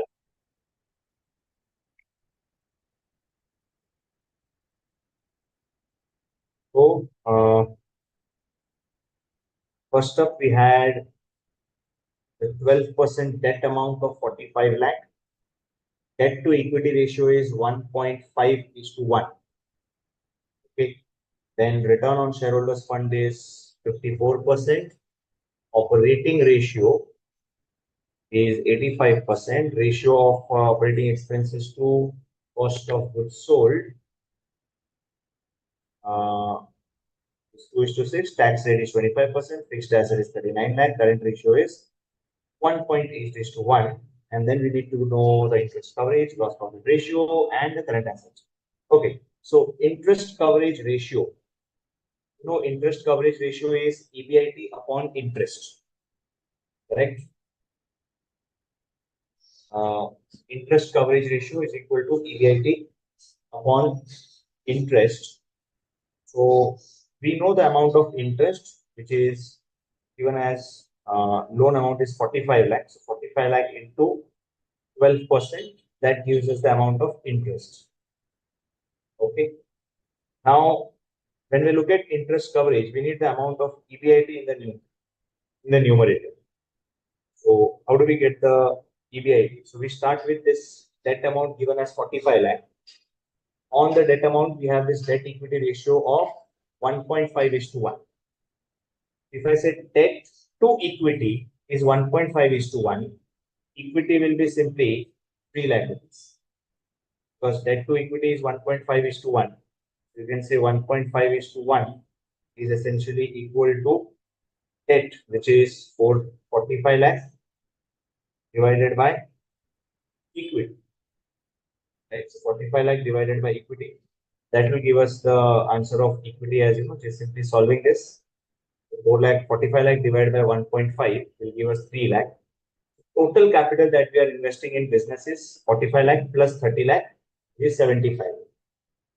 Now the question says return on shareholders funds is 54%. Return on shareholders funds is 54%. So we get the profit after tax because return on shareholders is considering what is the percentage return from for the all equity shareholders. PAT is 54% of equity, which is nothing but 54% of 30 lakhs. Okay, so 54% of 30 lakhs, that comes out to 16,20,000. as the profit after tax. Then of course, if you want the profit before tax, I need to gross it up because tax rate is 25% in the question. Tax rate, if it is 25%, that will be like 16,20,000 divided by 75%. There will be 21,60,000. Then add back interest to arrive at EBIT of 27,22,500. This is just a reverse thing that we are doing. PAT, add back profit, you get PBT, add interest to get EBIT. So you got the earnings before interest and tax. We have got EBIT. We have the amount of interest. Now we can get the interest coverage ratio, which will be the interest coverage ratio, EBIT of 27,22,500 divided by 5,62,500. The interest coverage ratio is 4.84 times. The first part, interest coverage. The second part asks us to compute gross profit ratio. Now, for the gross profit, we will need gross profit. Second, we will need this value of sales. Okay. So, how do we get that? So, it's a bit different calculation. Operating ratio is given. Operating ratio, we know it is COGS plus operating expenses divided by sales. And we know operating expense upon COGS, this particular ratio, COGS plus operating expense upon sales, is equal to 0.85 because that's given as 85%. Operating ratio is 85%, so 0.85. And then operating expense to COGS, see over here, ratio of operating expense to cost of goods sold is 2:6. Now, when I say 2:6, it is 1/3. So 1/3 is basically 0.3333, or you can write also 1/3. We have this equation as operating expense equal to 0.33 times of COGS. Now this number will be substituted in equation number 1. We substitute in equation number 1, right? It's not 1:3.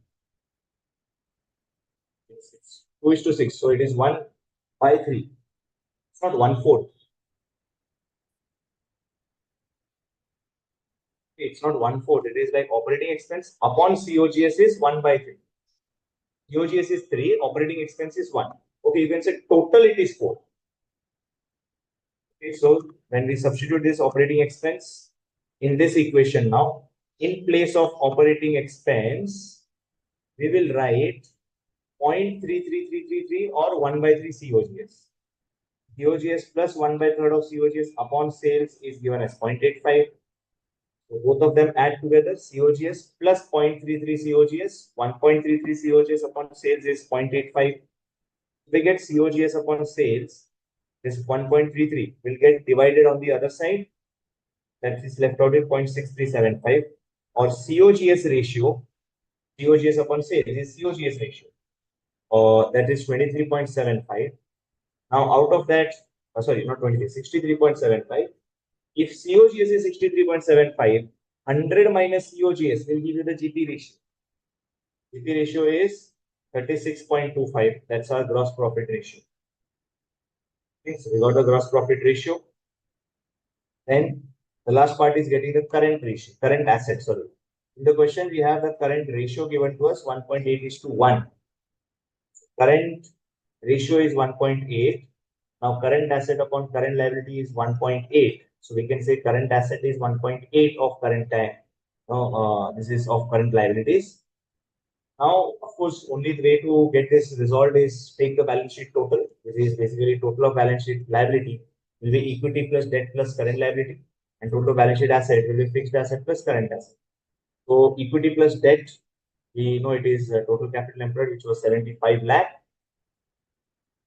That's 75 lakh plus current liability, and total of balance sheet asset will be fixed asset plus current asset. So question has given us the value of fixed asset. There will be fixed asset plus current asset will be equal to now current asset. In place of current asset, I will say this is 1.8 current liability, right? So 39 lakh plus current asset is 1.8 current liability. So now, of course, both current asset and total of balance sheet asset and liability should equal, and therefore equating equation 2 and 3, you can get the value of current liability. And since your current asset is 1.8, 1.8 times of this will give you the current asset of 81 lakh. Quite a tricky question, right? It required a lot of thinking, and only students with higher intellectual capabilities can solve this easily. Otherwise, you need to really think a lot to solve this sort of question. It's not a straightforward way. Right? I'll be uploading these solutions on our portal, guys, so that you can access all the solutions to the handout that we have. Okay, so with that, let's just stop here for the day. Enjoy your Sunday tomorrow. Take rest, get started for another week. And again, we'll meet up next time with another important topic. Okay. Let's stop here, guys. See you in the next class. Bye-bye.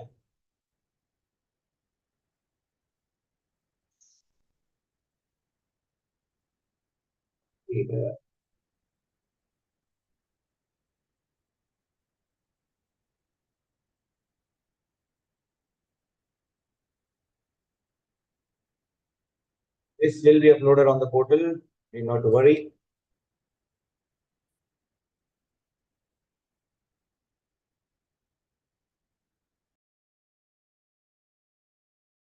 Yes, sir.